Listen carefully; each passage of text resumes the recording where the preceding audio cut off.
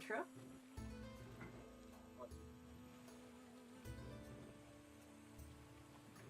Color of your tail?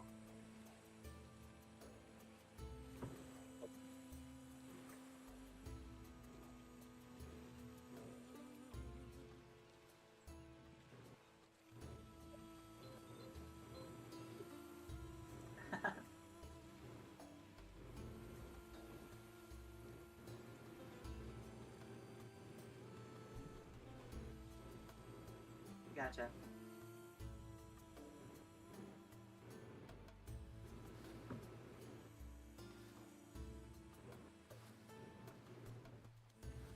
Ooh. Oh. Adorable. Oh. That's cool. Oh,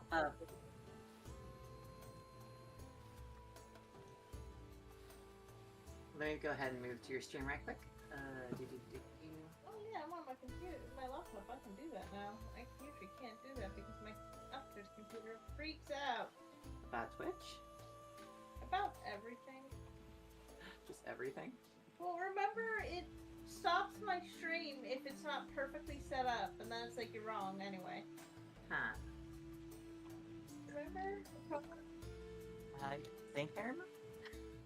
The thingy? No, I don't remember. What's, Your stream?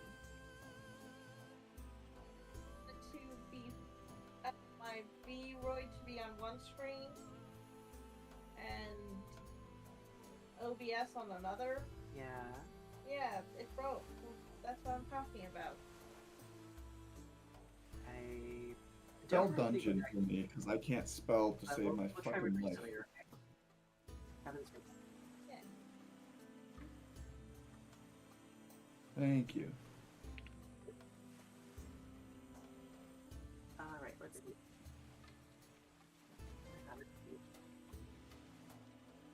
Alright. Oh, I see your tail now. That's a nice purple color.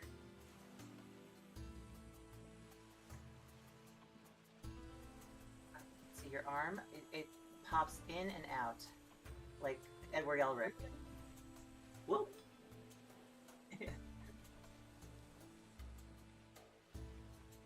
Free them titties.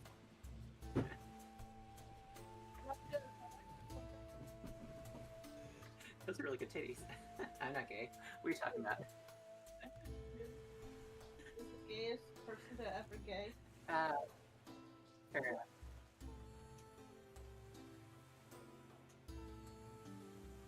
She's delightful. Oh, so, I just remembered something. I'm planning on... I mean, yes? I'm planning on getting my own channel on Twitch up and running, so I can also record VODs and stuff like that. Word of advice. There is a way you can hide your DM screen for chat. But I never got it working. It's the reason why I have never streamed my D&D sessions, because I don't want people coming into my chat and then spoiling what's on my DM screen. For me, I think there's a way to do it called something like stream mode, or the stream mode module in Foundry. I just need to figure out how to use it.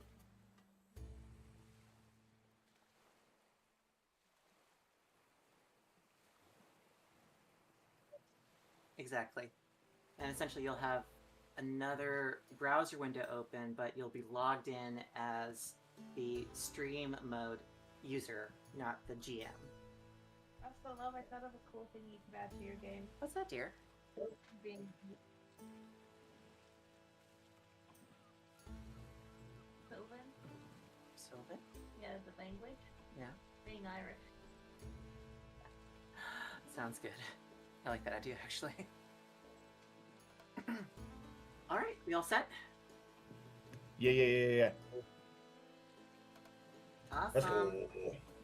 Oh! Let me know when we're live. Ooh. I had 64k, so I was like, fuck it, we ball. Right. Are we? Are we live? Cool beans. Greetings, fellow nerds, queers, beardos, weirdos, and gamers. Welcome to another exciting edition of Tellurian Nadir Edition. I am some of those things. I'm a lot of things. I remember those things, except the beardo thing. I kind of lost the beard a while back. I have enough for you. Don't worry about it. Fantastic. This is basically a bit where it lets me out of my cage to torment my friends with roleplay. To that end, I am your dungeon goblin and resident tech support, aka Valkitty, aka techgoblin, and I'll be running a game for you that's near and dear to my heart. D&D 5th edition, in which I throw in a bunch of homebrewed stuff, where I basically fill every single corner possible with every personally loved fantasy and sci-fi trope I could slap together, plus the kitchen sink. And as always, there's going to be pirates and shenanigans, and more than likely a fair number of interdimensional, extraplanar, and or arcanely magical hotties. You could more of those than you could possibly shake a stick at. To that end, we have my adventurers. We'll start with Kane, who is a tormented paladin with a dark, mysterious past that keeps getting more and more tragic as we delve into it. But that does not stop him from getting back to his adopted community on the weekends. Then we have It's Malar for the children. Then we have Malar T-Topple, played by my spouse. Oh wow! A hands-on punk and anarcho-socialist cleric father to the thief in the party, Higgs T-Topple. Currently struggling with an assortment of daddy issues himself while drawing. My kid's a fascist. I keep a lot of issues. That's true. Your father is in fact a fascist. Dealing with his own father issues while drawing power from the pure, unbridled strength of being a paragon of good parenting. Yeah. And last For but a certainly second not, there, for whatever reason, I thought you were going to say, while drawing porn, and I'm like, wait, what? oh no, That's I mean that's what. And last but certainly not least, a new Cirquet, traveling merchant by day and devotee to Euglis, the Watcher from beyond time and space, a wholesome, if terrifyingly powerful eldritch being whose followers adhere to a philosophy of attempting comprehension and understanding, even if it physically is painful sometimes.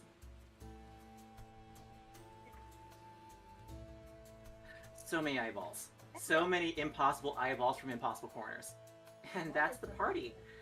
When we last left off with our heroes, they had just basically fought off an imperial invasion, a in the middle of the night extradition of one Mystara Arcana in the form of Sophia T-Topple, Malric T-Topple's mother. In a series of negotiations, Alongside her ex. fighting alongside her ex to do so. A ragtag group of pirates and dock workers who have basically formed a pseudo-government on the seas.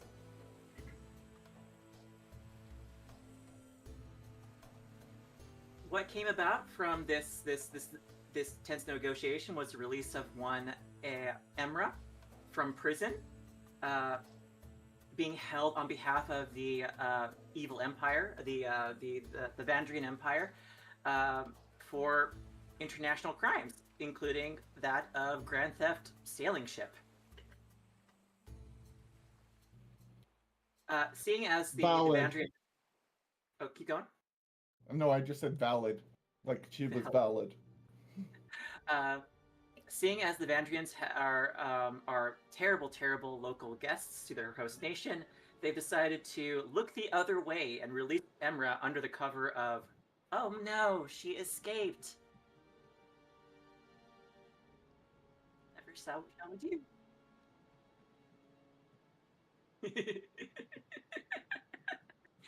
Now that they've reunited with old friends and have gotten a chance to catch up, now they pursue the treasure of Long Jiang Silver, a silver dragon captain of renown and ancient history, who was said to have held in his possession the greatest possible treasure known to the world itself over countless millennia. Essentially, the opportunity to grant oneself a single, unadulterated, unabashed, hand to the divine above, unlimited wish. To that end, they've tracked. Monkey paw. Who's to say?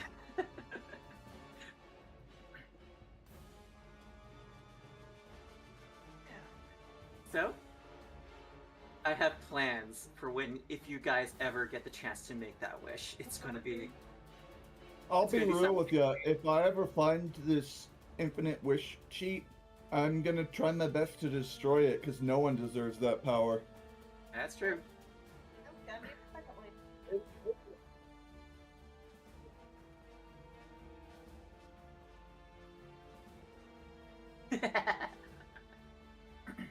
A physical avatar of an eldritch being from beyond time and space. Who knows what could happen after that? Would you imagine that, like, if an eldritch being finds us almost as incomprehensible as we find it incomprehensible, would life...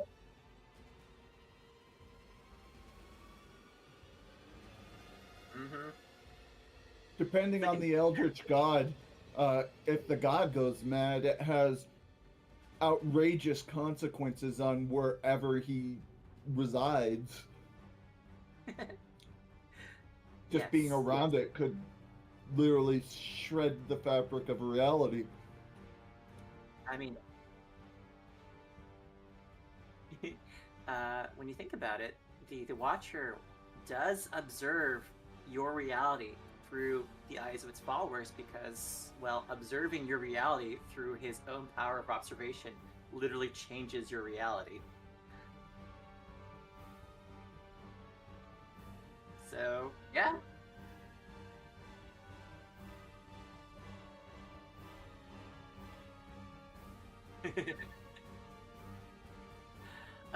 That being said, towards the end of that encounter, it was also revealed that the Mal is bad with the men. the Vandrian soldiers have been also messing with the local merfolk in the area, apparently having captured one of them in recent memory and confiscating from them their shell phones, their ability to communicate long distances with each other. I just got that. Having acquired one of these merfolk contraphones, they have found a way, our party has found a way to get in contact with the local merfolk in the area, and now are entreating with them in their underwater, essentially, village. Seeing if they could perhaps scratch our tail scales, we can scratch your back kind of deal. Sort of arrangement. There we go. So, now we join our players underwater, having donned caps of water breathing. Sort of like old style, like diving gear, basically. Only this stuff never runs out. And have been invited for dinner at Marrow's little underwater cottage. It's kind of a sort of semi-picturesque sort of scene as you guys descend down here and arrive basically at the outskirts of town. Coral grottos sort of like dot the landscape whereby like strange, almost fauna, flora-like creatures sort of like filter feed from the water around you. A shimmering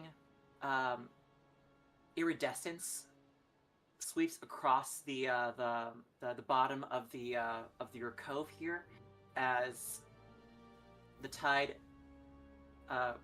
and waves crash in and out. It creates this sort of rippling effect underneath here. It feels like you've just stepped into an alien world.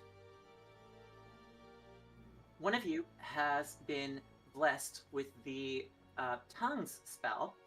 Does anyone remember who that was? Yeah. Nope.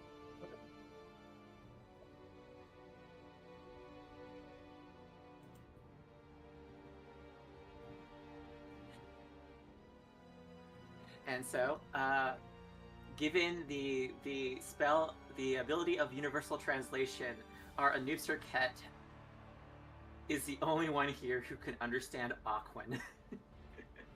But thankfully, for everyone here, all the merfolk speak common as well.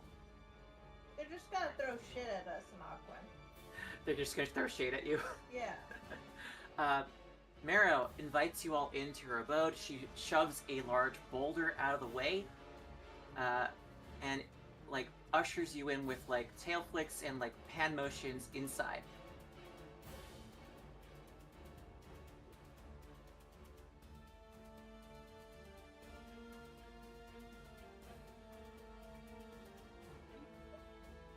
Yes, this is true. I believe the people in the party who are currently charmed by the vociferous voice of one Marrow is Anubster Ket, and I also believe Higgs as well. You are smitten and have essentially what amounts to as disadvantage on persuasion checks against her, while she basically has advantage for the same.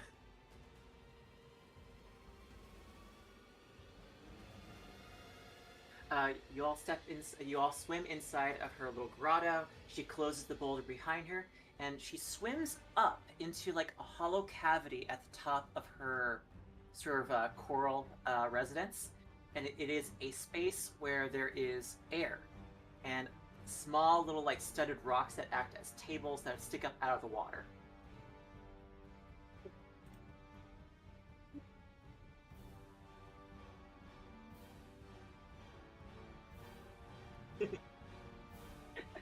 It's about maybe 15 feet up.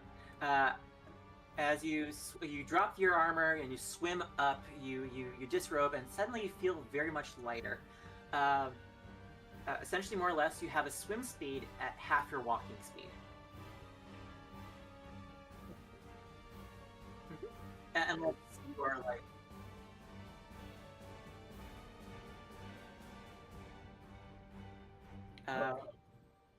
I'm stubborn, and I am going to force my way up, even if it takes longer.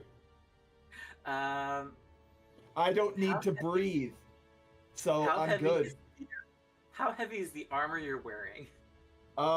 It's, I think, medium. Let me check. This is hilarious.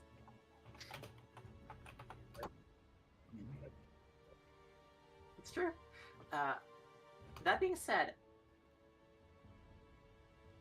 when I was younger, I could drop a 20-pound weight. 45 pounds. Oh, that's gonna be hard. I'm still doing it because I can't drown. Give me an athletics check at disadvantage. If I have to, I'll walk on the floor bottom to get to the top. I'll say that this is a fairly difficult check, even with all things considered. So at least a DC 20.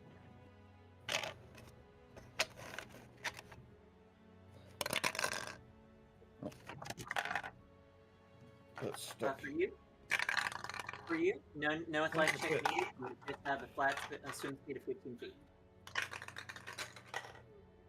There we go. You said athletics? Yep. That's an 18 plus. Even with disadvantage, that's amazing.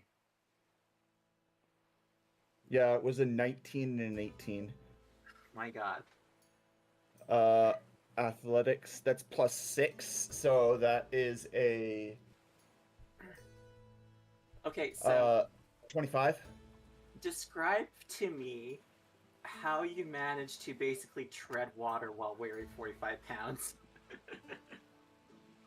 Like a boss. I am a muscle maniac. I have strength of 18, so I'm just like doing it without any trouble. Knight.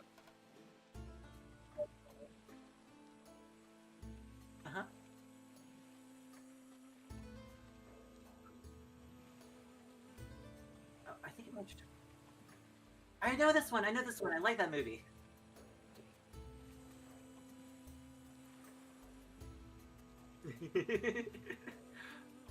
Like, he loses a leg at some point in his career and has to, like, hold up 120 pounds while walking, like, a yard, 15 yards. Mm-hmm. So, Kane, you are kicking the water, you are, like, doing this thing where basically, like, when you're not kicking the water, you're using your hands to, like, gain some lift. It's intense how much you are basically just thrusting downward. At some points, you kick so hard that the water supercavitates, basically producing bubbles in the middle of the water. And you're a goddamn man shrimp. And you are just, like, forcing the water to be under you. Come hell or high The water knows better. The water knows better. Eventually, you make it to the sitting platform and are able to just climb up on your own and take a seat. You are breathing heavy, but triumphant. Let's go. Malric, you decide to, like, walk to the side of the cave and just basically climb up a gradual slope. And to my limit. And eventually you make it to one side, and from there you're able to sort of kind of jump to the table in question. Am I able to jump? How high is the table? It's about 10 feet away. Most people should be able to make that with even in armor. I am too. No, I'm gonna for it. See if I come up. I believe that you cannot fail this unless you roll a natural one. Well, we're gonna fail it. Athletic? Uh-huh. Normal? Normal. Hey, I got 13 plus. Now, it's actually at this point where with your like normal clothes outside your armor soaked through, that everyone sees the chainmail, like the 25 to 30 pounds of chainmail underneath your normal clothes. The dad bod. And the dad bod. Being Higgs just climbs up a nearby like formation and just takes a seat. I did it! Higgs, your son goes, "Congrats, Dad." Thank you. With you all seated at the table, Miro surfaces and just goes, "Okay, so thanks for joining me for dinner and to hear me out. So, before we go ahead and get started, who's hungry?" I don't move because I don't need to eat. I don't get hungry.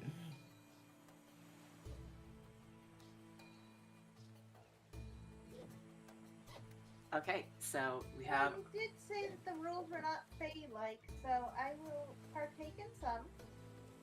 Alright, so we have... She basically, like, reaches into, like, an overhead cabinet while, like, treading water with her tail and just grabs a few things off the shelf and, like, puts it all in front of you. Most of the food that we eat down here is raw. Is that okay? And with that, basically creates like cuts up some sashimi for you all and puts it in front of you. And she grabs a couple of like lemons from off a nearby like sort of like netting storage system and just like puts the lemon over the fish. You're gonna want to let that set for a bit. It cooks it.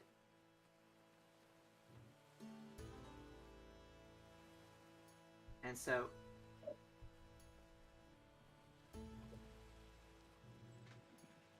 quite simply, the Vandrian contingent up top, you saw them earlier?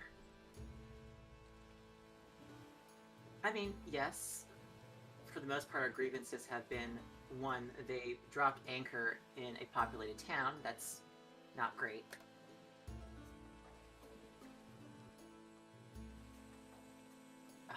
Fantastic. Then this should be no problem for you all.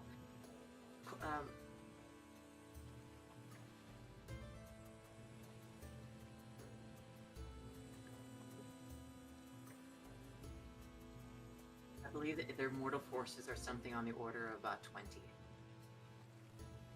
However, I crack my knuckles in anticipation. However, we're hoping for something that doesn't involve sparking conflict right above our heads just yet.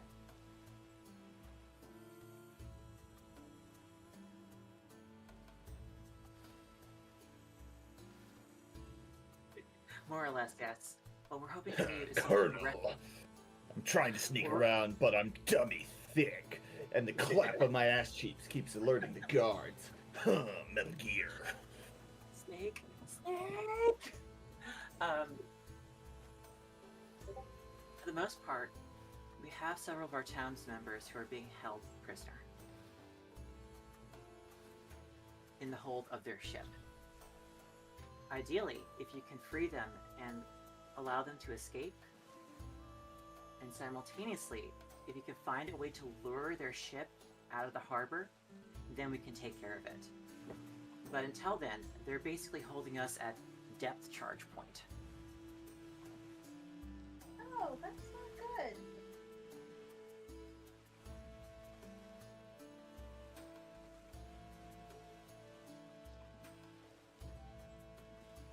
Essentially, yes. I was wondering, how would you feel about Grand Theft Ocean Vessel? I love it! I sign, or we could strap an explosive to the underside of the ship, sinking it ashore while we pick off the stragglers. This is true. I guess the important thing would be to try and make sure that you manage to sink the ship and make sure that the crew doesn't get revenge on the town below. Because it's still armed with, like, a good contingent of depth charges.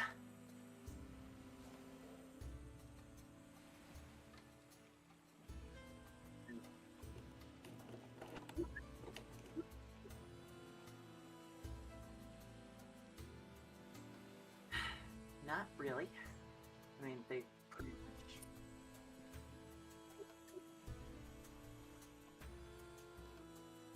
What do you have in mind?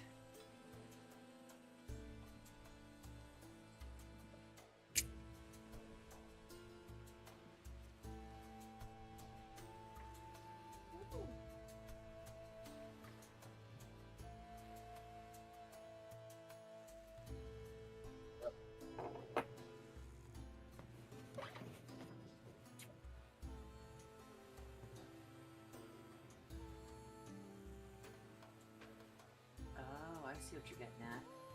Alright. Question. Do you want some help with this? I look at her and I say, if you get involved, then your people will be implicated. I suggest we do this alone. I think there are ways to make this happen without necessarily implicating us directly. For that, you may want to talk with the sandwich. The sandwich?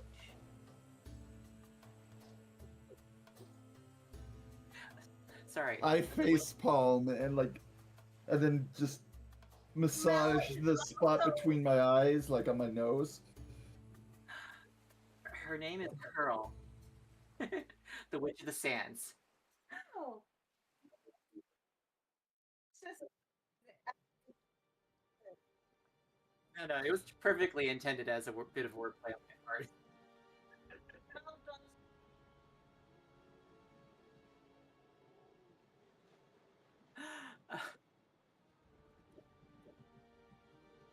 Curl.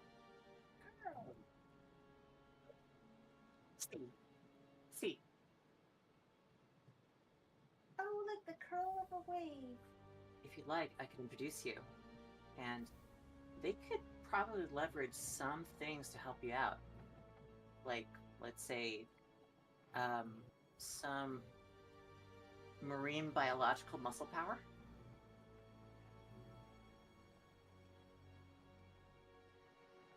I was thinking orca. They do like shit. But I love whales. But I love whales.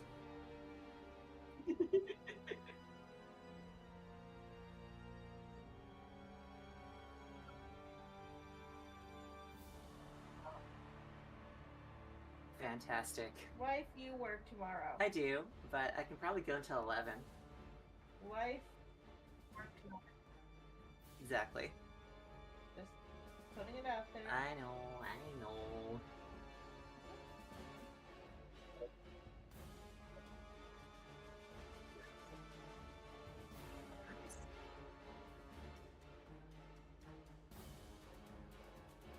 That's fantastic. Next weekend, I don't work Friday. And the following weekend, that Friday.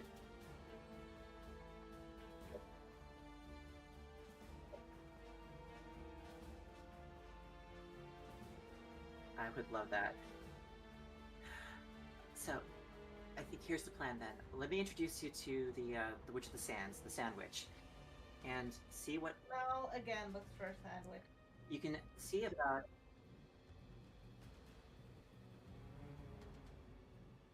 Tuna. Oh. Audible sigh. She Noise Kane has made. You're not the first person to make that joke about her, and in fact, she kind of leans into it. It's kind of fascinating.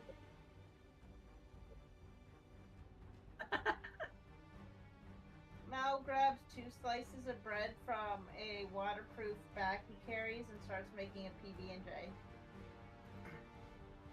So, I'll make the introduction. You'll be introduced to her court, and then you can try and convince her about how to get involved. Or we can do your airship idea. Why not both?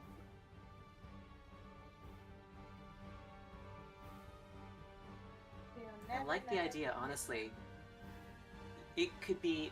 Are you guys associated with the Verduin Trading Company at all? Then in that case, this would be an act of piracy on your part. You okay with that? Oh, you would fill your quota.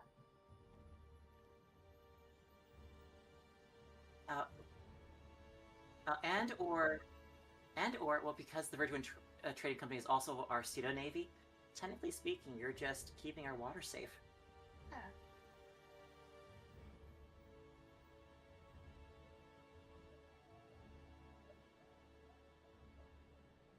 That's true.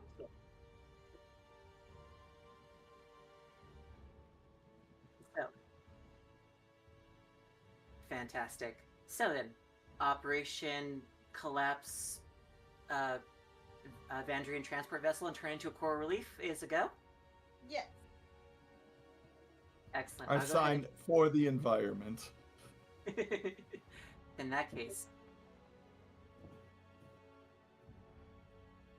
Yes, as a matter of fact. I guess eco defenders in this particular case because you're officially part of the local government. Yep.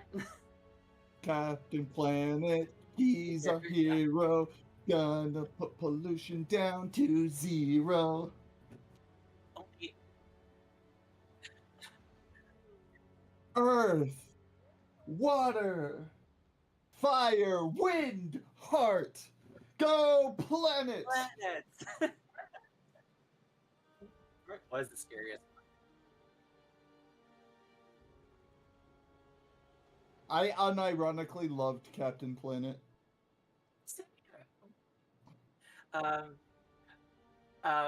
So with that, Mara goes off to go ahead and make arrangements to introduce you to the Witch of the Sands, aka the Sand Witch, the Pun Witch. While that's happening, you have maybe about an hour or so if you'd like to go ahead and walk around, or sorry, swim around town. It's a full-on like little village down here. It's got their own versions of magic shops. If anybody wants to take a short rest, you're more than able to do so at this moment. Joy, Yes.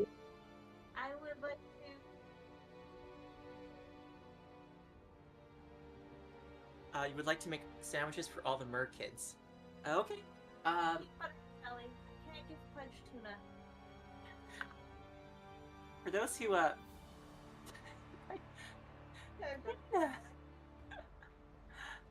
do you know what tuna is? Oh, before we continue onward, the art assets that we have come from Cheampeku. For the maps, tokens and tile sets come from 2 Minute Tabletop, along with more Cheampeku.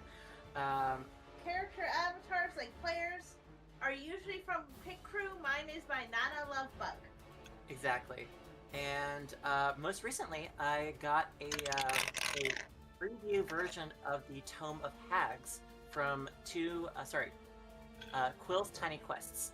And so we'll be using all those assets in this game. Music is by Arcane Anthems and Tabletop Audio.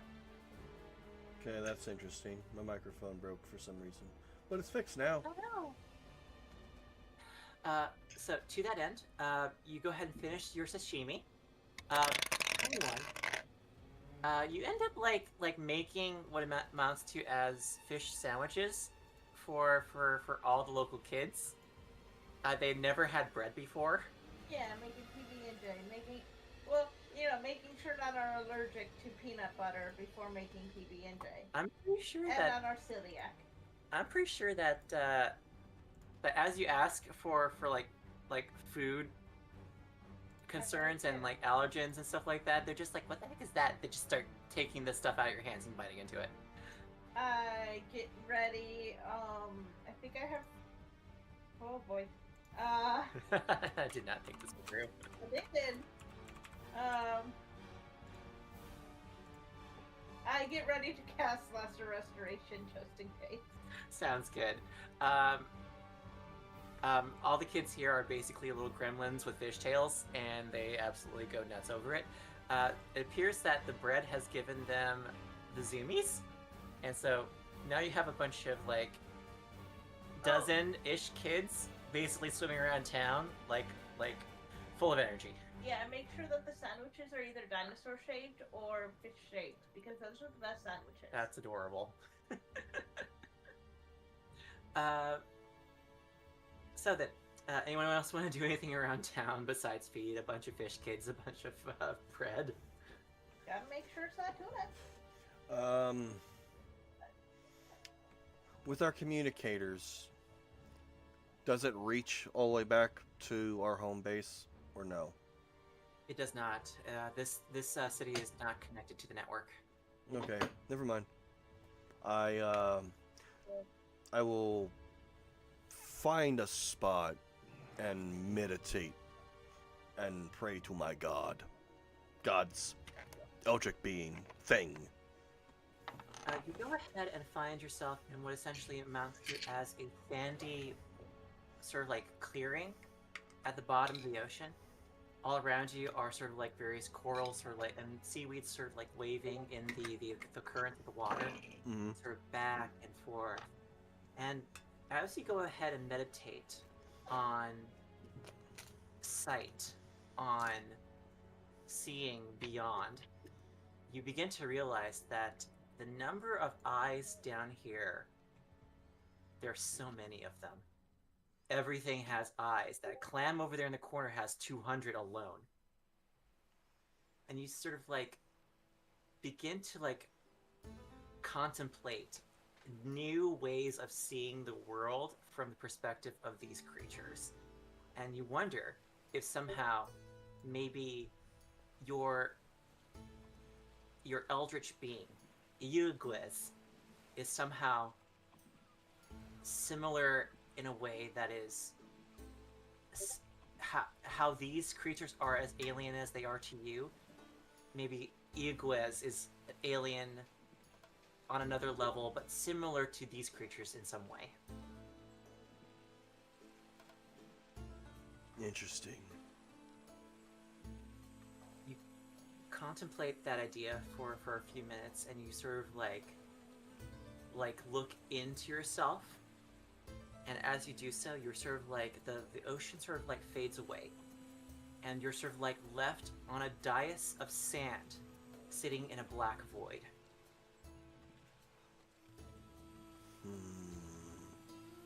Against the blackness of this void, you see a singular eye peel open against the darkness, followed by mirrored smaller versions of that eye, sort of like branching out like a hallway of mirrors of eyes, staring at you, staring into you, staring through you, through your eyes.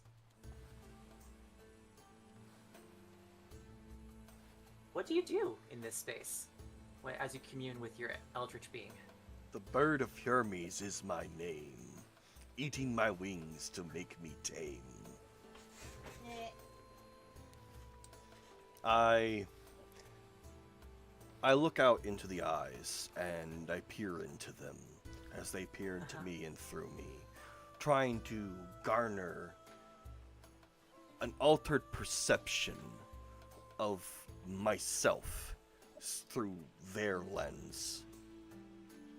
You go ahead and like attempt to like reach out and understand how this thing views you. And what you see is yourself in this moment branching out into every possibility. And you realize the dimensions that you're working with here as yourself branches like the branches of a tree is not your self in this moment as you see you now, but every single possible path you could possibly take through time and space is laid out before this creature. And he wonders and marvels at you because you see that as choices are made, branches die off and new branches are created.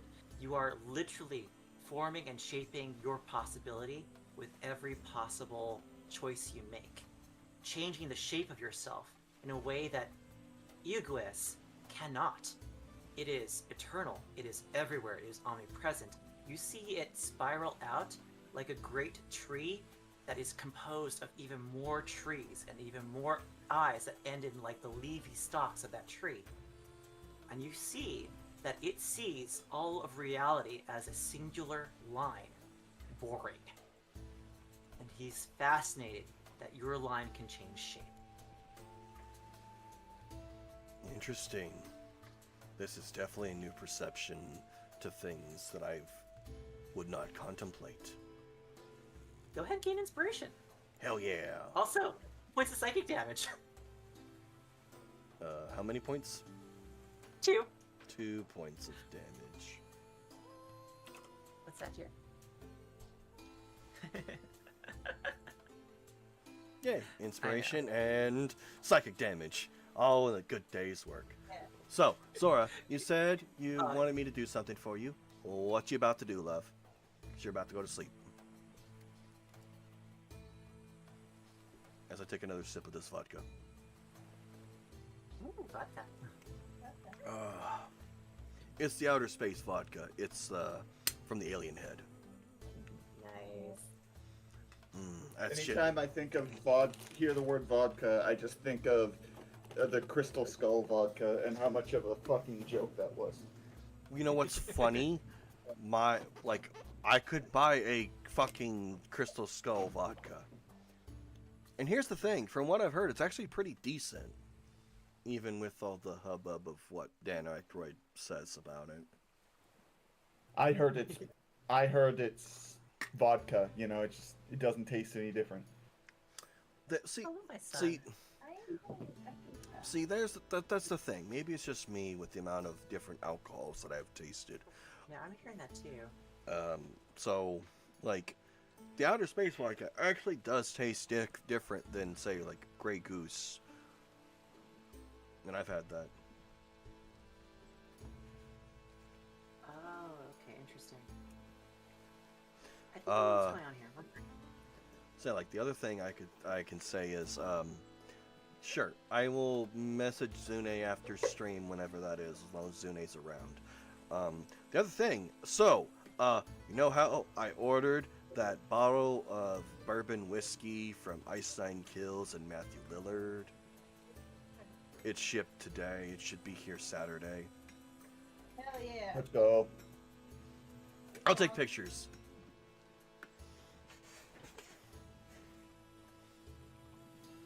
Yeah, I think I fixed the echo. Okay. It's Google Chrome for some reason. Did you forget a mute channel? Or something. Alright, can everyone still hear? Yep. Anu! Welcome in, Raiders! Sorry, I had an interesting, like, setup with my microphone that was producing an echo on our end, and I think I fixed it. Cool beans. So, with that said, What Ken, I did would you like to do, yeah, I was gonna say, I just kind of massage my now blackened hand Mhm. and contemplate who specifically the person I saw in that vision was, and just like ponder, because I don't think she ever told me that she was the Raven Queen. Ah, that's right. Did you like want to find a space to sort of like meditate on this, or just want to walk around town while thinking to yourself? How do you want to do this? I'm just gonna find an alley and lean against the wall and contemplate. You find a space between two coral homes, basically. It's sort of like a space where a moray eel has eaten a bunch of crabs recently. It kind of like looks at you with like a hi, and just like goes back inside its little burrow as you walk through what is essentially an underwater alley with a raccoon in it.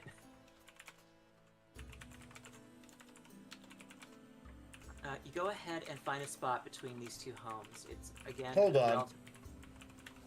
There's a raccoon underwater? Don't question Moray it. eel is the raccoon in this analogy. Oh, okay. What, you think Rocket the raccoon was down there somewhere?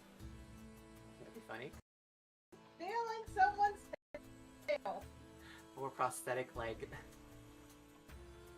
There is no taking of my fucking prosthetic limbs. Delightful. Anyway, You go ahead and find a spot down here to go ahead and like lean up against a rock and contemplate.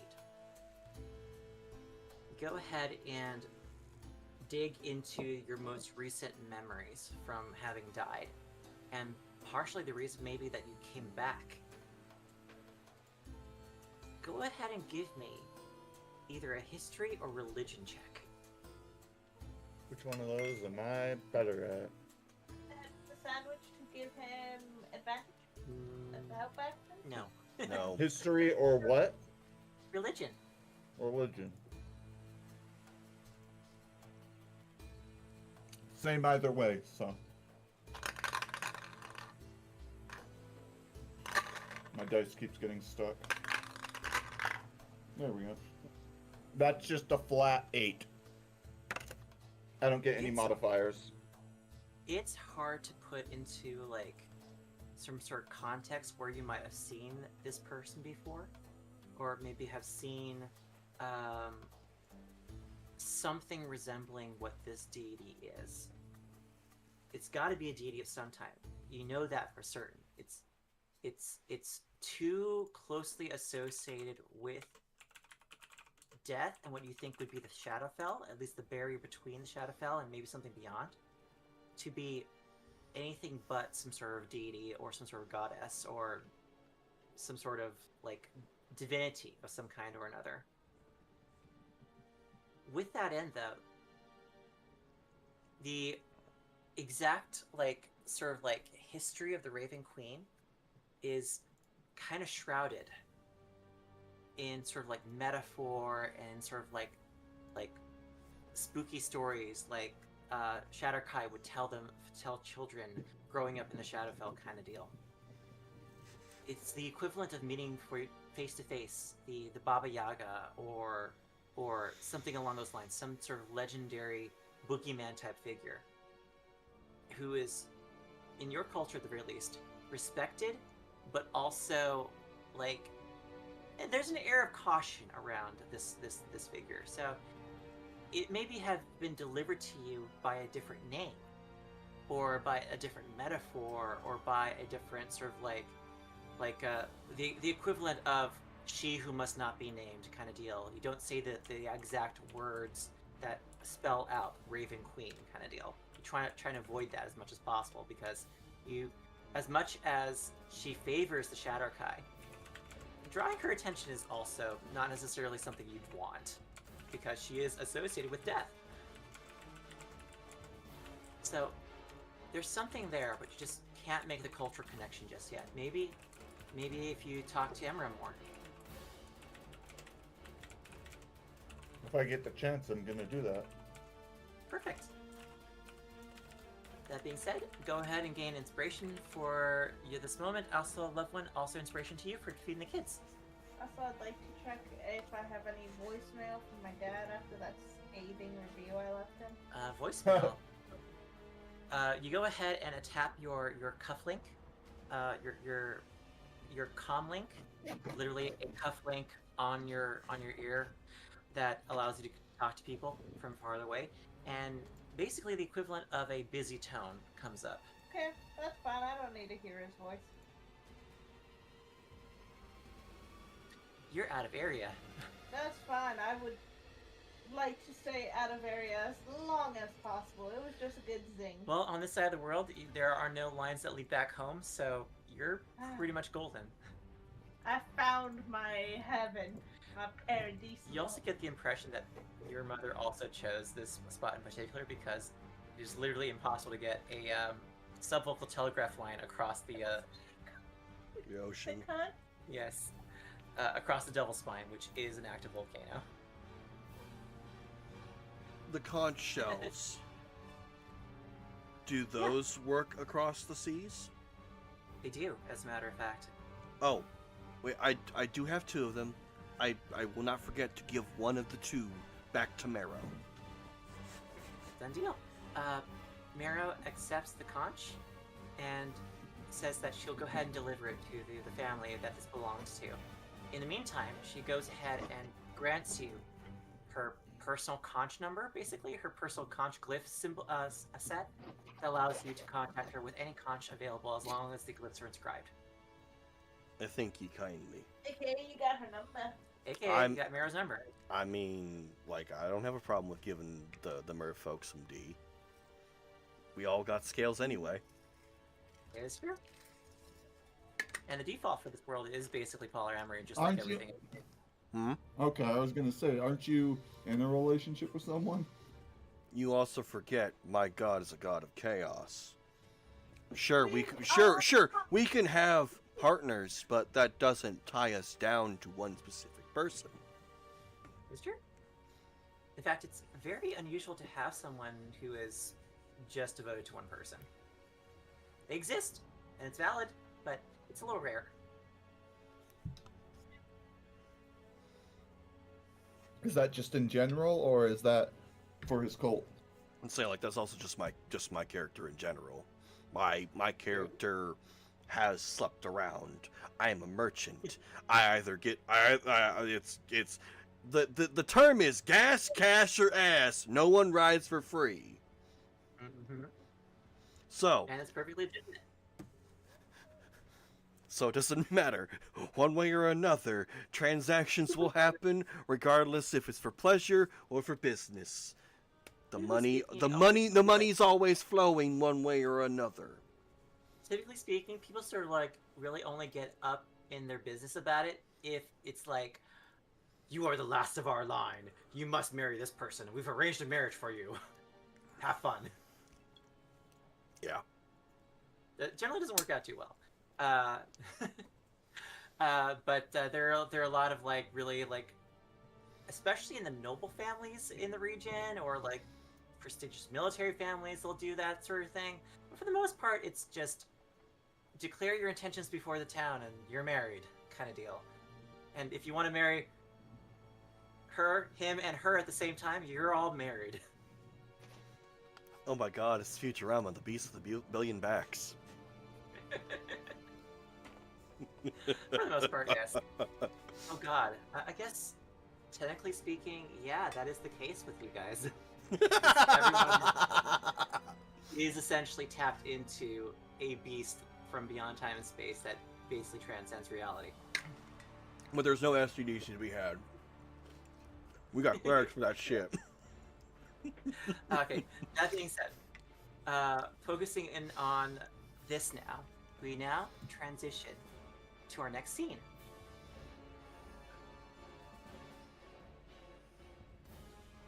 And I'm going to transition the music to this one. You all find yourselves, after some finagling, in the court of the Witch of the Sands. It is a picturesque underwater domain whereby essentially what amounts to as a cenote, a large depression in the ocean floor, drops dozens of feet below you. You can Like see the Mariana Trench. more or less, yeah. Without the Just, without the crushing depths killing you before you can move. A ornately designed bridge, ceremonial, purely ceremonial looking, because it is, all this is underwater. You believe that this structure was at one point something akin to like an elven town, like Pompeii, or Atlantis. more than Atlantis, or even like Port Royal, which sank beneath the waves almost 300 years ago. Damn, we don't talk about Port Royal very often. We don't, but it was a notorious like shipping port in the Mediterranean, and then suddenly tsunami and landslides, and now the town's gone. It went pear-shaped. What's the name of that one town that's constantly sinking? Venice. Yeah, Venice. Venice. Yeah, okay. Well, that's just because Venice is built literally on the ocean. The amount of stuff that they've done to try to basically build up underneath, but unfortunately, because it's salt water, it just constantly erodes, and more of Venice is being taken away. Who had the bright fucking idea to build on the fucking ocean? Italians. The Italians believe slash it Greeks. Oh gosh, well, I think there was this one family in particular, I'll check. the Medici. I believe it's the Medici. Yes. They were really into it for some reason. I don't remember why. Oh, waves of refugees fleeing invasions. Oh, well, there you go. Veneti people started. The Medici, Veneti. the Veneti, Veneti. Veneti. Oh, there we go. I would say those are refugees because they were fleeing from the fucking Romans. That makes sense. Because obviously Rome conquered so much of the known world. As you approach, a ceremonial guard of essentially armed merfolk with spears does essentially what amounts to as a salute and sort of like posting of like parade arms essentially as you enter this lair. Also, behind them are dolphins who are like harnessed and saddled. It's their mounts.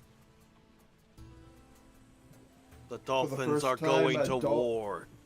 For the first time in forever, a dolphin is being the one getting mounted instead of doing the mounted. Oh Gosh, God. yes, they're such terrible horn dogs. Yeah, they are. Jesus Christ. Yeah.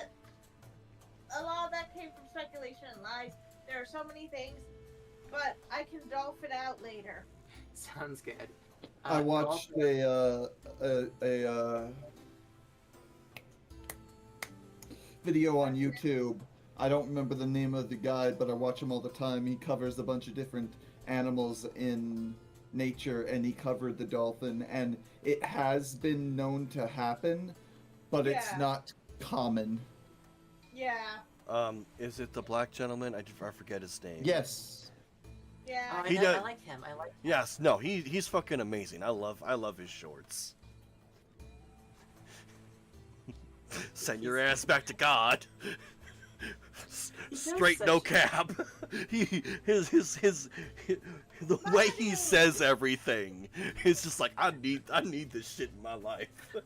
You can tell that he's like some sort of like marine biology student at one point or something like that. No, I think just a biologist in general, because the pure Exactly. amount of knowledge that this man has over the entirety of the animal kingdom. Yeah. If he ever gets a show like on Animal He Planet, actually did go to Africa and spent time with elephants as well. oh, that's cool. That was covered in his elephant video. There's None of another you. gentleman from Australia who yeah. does shorts about it. Gotcha. You are all sort of ushered into the throne room chamber by Marrow, who's acting as your escort. She drops to the bottom of the staircase. You are granted an audience. Please proceed upward. In that case, Milo will let me. Guards part way as you approach, This way? and the woman you see before you. Let me go ahead and share the artwork. This artwork. I'm is not from- eligible to move for whatever reason. Oh, so there's a path. You have to go here, Oh, to go I see. forward, and then you can go across, and then you can go across again. Which is strange because I didn't actually implement any kind of walls, but I'm The glad game, it's- I would say like the game's just like, no, we've got walls, motherfucker. Interesting. Let me try this. Huh. Fascinating. I think. I had actually had to move out of the way of the NPCs in order to get up here. that makes sense. So they're blocking you. Interesting. You approach the dais at the top. It is a throne only in name alone. Realistically speaking, it is just a space for the sandwich to sit. How can she sit underwater? Is she gripping the chairs? It's just kind of like floating, Okay. just in the arms of a large statue, like just behind her. As In you the look, arms of a statue. as you look at the statue itself, it is of a massive silver dragon. Is this Long John silver? It is in fact. Yeah. Milo would just point at the statue and be like, "Oh, look, good." And this is her. She stands before you, a regal sorceress of this underwater The domain. Image subject is is not not known. Not known. Yes. I've had this happen before. Basically, the file got corrupted when being implemented into Foundry, or Foundry updated and made the file corrupted. Either way, you have to re-implement it. Yeah. interesting. Just send it to NPC art. Alright. I'll say like I can always just pull it up as an image on my stream. So Cool beans. our Yeah, that's what I was planning to do. Interesting. Let me try the portrait, see if that does anything. Nope. Does this work? Sometimes you can right-click. No. no, it doesn't Oh, do man. anything. Sometimes you can right-click their portrait on their character sheet and then hit show to players. Uh-huh. But I guess not now. Yeah. Yeah. Alright, we'll figure it out later. Post I picture just- in NPC. Yeah, just drop it in NPC art and I'll drop it in the stream. Yep. We'll do. We'll That do. way our peoples can watch or see. I don't know words. I fail. Okay, I'll drop it in NPC chat right quick. Do. Here we go. This is her. Curl the Sea Witch. Okay, save image. Or Sandwich. There's that. Minimize. Go to OBS. Add image. I wonder if this works. Can I show you this guy? I don't see any guy. Nope. No. Still same thing. So, for those at home, this is Cruel. Our sea witch. Curl. Our sandwich sea witch. As you approach the dais, two large behemoth-like creatures stand off to the side, acting as a vanguard for her. You recognize them as actual Marrow, large, vicious-looking giant merfolk. I will place sandwich is nearby.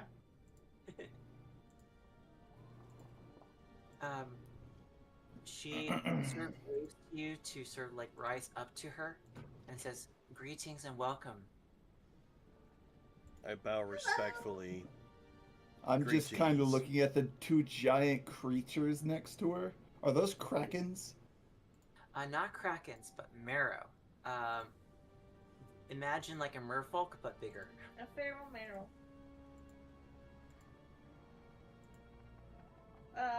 Mal does not bow or anything because no gods, no kings, no masters. However, they give a friendly wave and go, "Hello, would you like a sandwich?" She points to herself Yes. and then smirks. Well, yes, and I take out a water resistant wrapped PB&J sandwich. I speak in Aquan to her. It's just like she wants to they want to offer you a sandwich. Do you want to eat something? It's not cannibalism, right? No, No. it's PB. It is that. it is from the surface. Thing To called that she peanut butter motions and jelly. To that, she motions you forward, Mal. What kind of peanut butter and what kind of jelly? This is an important question because there's only one right answer. Smooth peanut butter, grape jelly. Fuck you yes. are a heathen. Heathen. Heathen. Technically, The only right, the only technically, right it should be answer- grape jam because it spreads better. I like The only chunky. right answer is chunky peanut butter with blackberry jam. Anything else is garbage. Okay, Except for well, maybe Alright. strawberry. Except for maybe strawberry jam, because that has chunks of strawberry in it. I'm a big texture eater, and I love crunch. I No. can't stand smooth peanut butter. I It's- can't do that shit. Ugh. Sorry, fam. Not today, Satan. Not today. I love chunky peanuts, but I'm very picky with them because when I was younger, I had bad peanut butter. And what I mean is the I- fat spoiled. I didn't realize peanut butter could go bad. Not know peanut butter could go bad either. I found out the hard way. Damn. Anyway, I hand her my completely unheathen smooth peanut butter and grape jelly sandwich. I approve She- this she- message. Give me a performance check to prepare this sandwich to make a good first impression. I will If- probably. If you fail, I want her to be angry that it's not chunky peanut butter and blackberry jam. Your son can go ahead and give you the help help action of this. team, baby. Cut back to you, like frantically, like waterproofing a sandwich through like prestidigitation style magic in essentially It's my child divinity, good dadness. you make an immaculate sandwich and then present it to this undersea queen, and she bites into it immediately. Smile flashes across her lips, and in a couple bites, the sandwich is completely gone. Hooray. As treasures from the surface, you bring us great offerings. Come. To that end, I believe that Marrow brought you to me because you wish to see if we can assist each other with our mutual problem. Yes. To be clear, when she talks, it's being translated by a noob, right? Yes, I will translate. Okay. That is correct.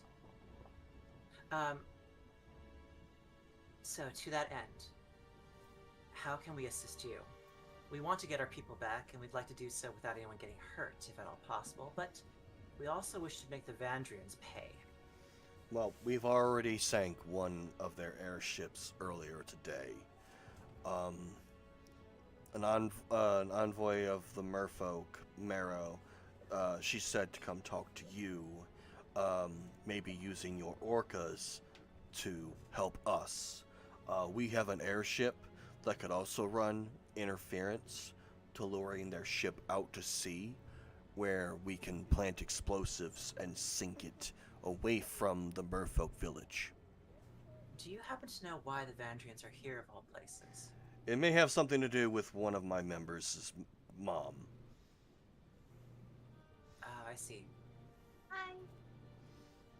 From what I understand, my people have been able to observe, the Vandrians seem to be surveying the local beach, looking for something. They have detection equipment and detection spells. They may also be looking for something else, and I nonchalantly may have point towards the statue behind her. Oh. Are they looking for the Great Silver's treasure? Mayhaps. Unfortunately, when with our encounter with the Vandrians, they were after Malric's mother, and we've obviously slew a lot of them and took down their ship. Question. Might have answers. Young Malric, your mother is... It's been quite a while since I've been called young. Thank you. You're welcome? Your mother is... what exactly? Oh, she's a divinator. She is the Magus Arcana of this area. Huge promotion. The Magistra Arcana, Yes. and a divination caster. Yes. So I'm thinking they want her because of her divination abilities. Which makes sense if they're looking for something. Correct. Also, if you try to harm my mom, there will be no more sandwiches and she can handle herself. I know. I don't. Magistra Arcana. Are you another one of her exes? No. Okay. Set her up. Set your mom up. Set She your wants- mom up. Not at the moment. Persuasion check. Persuasion check to try to set up your mom? On a date. Yeah. Yes, let's do it. I thought she had the hots for some cabana elf boy up there. Doesn't mean I can't set it up. I'm using my inspiration for this. Oh my Jesus God, really? Christ. Holy shit. It says for dating and dress up. Okay, 17. Okay, I need to contest this. With a wisdom save, I think. Are you on for exes? I mean, Wisdom save, you- great. You about to get a new mama. new stepmom, let's go. You stepmom? I'm sorry, mommy. I'm sorry. My players are absolutely like going, kiss, kiss, no kiss. Jesus Christ. Let's see. Save. Not. Immune to being charmed. I'm not charming. I don't have any charm. This is effects. just a- this is- I am just This is just a being wanted. persuasion. This is just a persuasion. Throw it Alright, down. then. Here goes that thing. She's gonna make a wisdom saving throw. Oh boy. Uh, Oh damn! Woo! Well, She considers this for a moment and just goes, I'm not opposed to the idea, but All right, and I hand her my mom's number. you she have like, that. takes the scrap of parchment in hand and just goes, this is a subvocal telegraph number. Yes. I am not connected to the network. Oh, don't worry. I'm sure you can probably reach her on your cell phone. I shall try. If you have a spare, I can give her the another cell phone so you can talk. She reaches behind the statue, grabs another cell phone, and then hands it to you. I forget what this is actually called out of character. Jokingly I call it the shell phone, but It actually has a name. You Nope, it's shell phone now. you It's you just you the called shell you phone. called them. You abandoned its real name. It's just the shell phone. Oh goodness. They originally were conch. Fuck. Conscientious. Oh, Yes, very goodness. conscientious of you to give out your cell phone. Actually, I think some of you have one of them in your inventory someplace. Or I- it might be in the player's Yeah. inventory.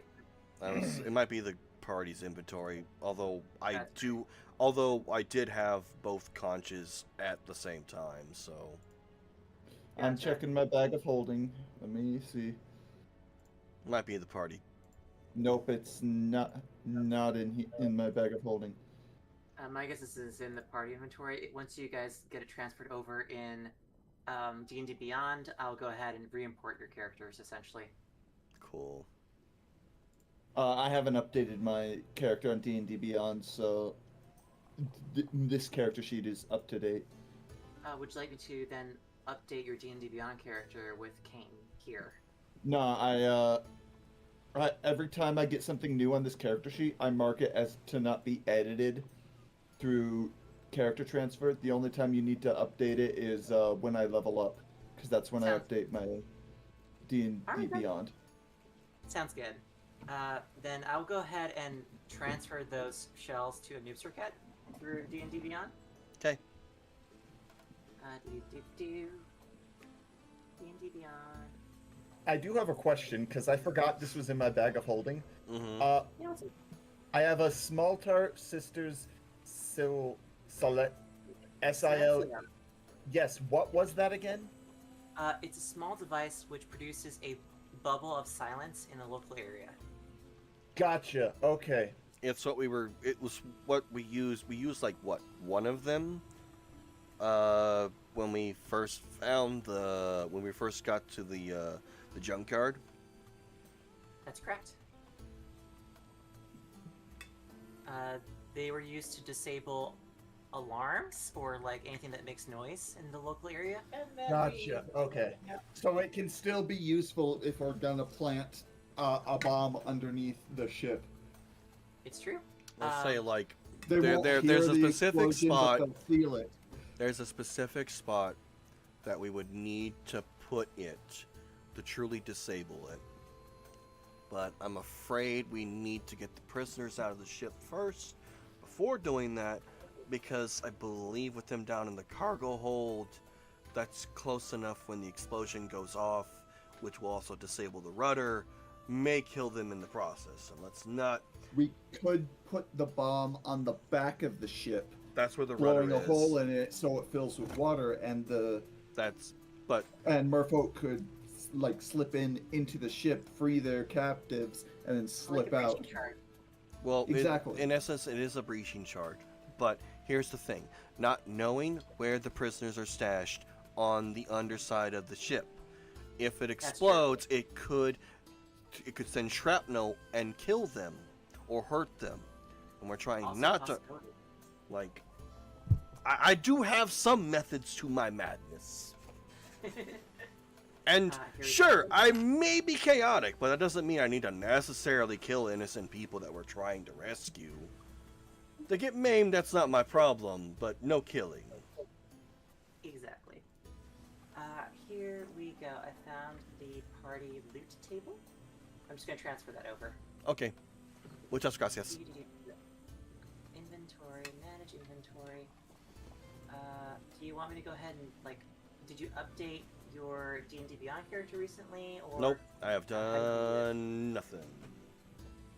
Cool beans. So what I'll do is I'll go ahead and move it from the party inventory. to But I your will save inventory. a screenshot just in case something gets messed up. Perfect. Party inventory, party equipment. Oh, that's what they're called. They're called Argonite signal shells. Shell phone. Shell phone. It's because of what they're made out of, the argon. All right. With that said, I'm going to go ahead and begin the transfer now. Okay. D&D Beyond. Start import. import. I'm just going to import items. Import character. Here goes nothing. Starting it. Okay.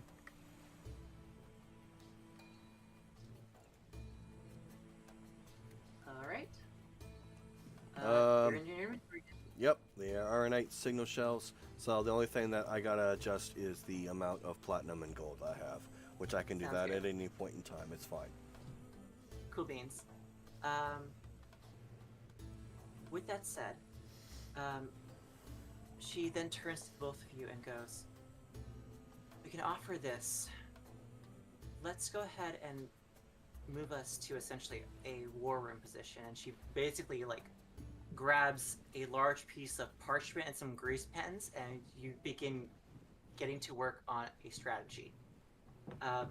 So there's a couple of things we can do here in terms of how you want to pull this off. You'll need to find a way to lure the ship out of the harbor.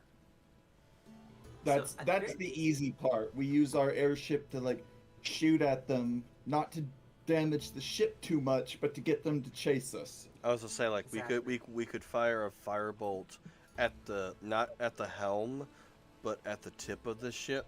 That way it can still steer, and they can try to get it out of this harbor. And then while they're chasing, that's when we can start implementing the rest of our stuff.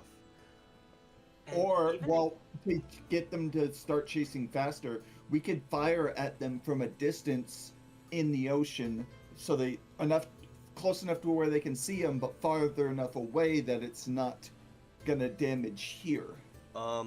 I do have a question. Have you guys, has anyone scouted their ship? Do they have any form of cannon and or turrets on the bow of their ship? She turns to you both and basically says, "As far as we can tell, they're only armed with depth charges, which means they're a transport vessel and they are a mine-laying vessel, but they are not designed to withstand an attack from the air. Okay. So that makes shooting things... at them may force them to leave the bay for safer ports, maybe call for help."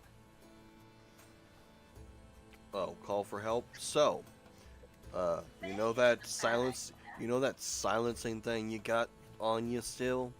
We may need that to disrupt their transmissions, because not knowing if there's anyone else nearby outside of this ship in this cove. I reach into my bag of holding and I pull it out. How big is it again? It's about the size of a tube of lipstick.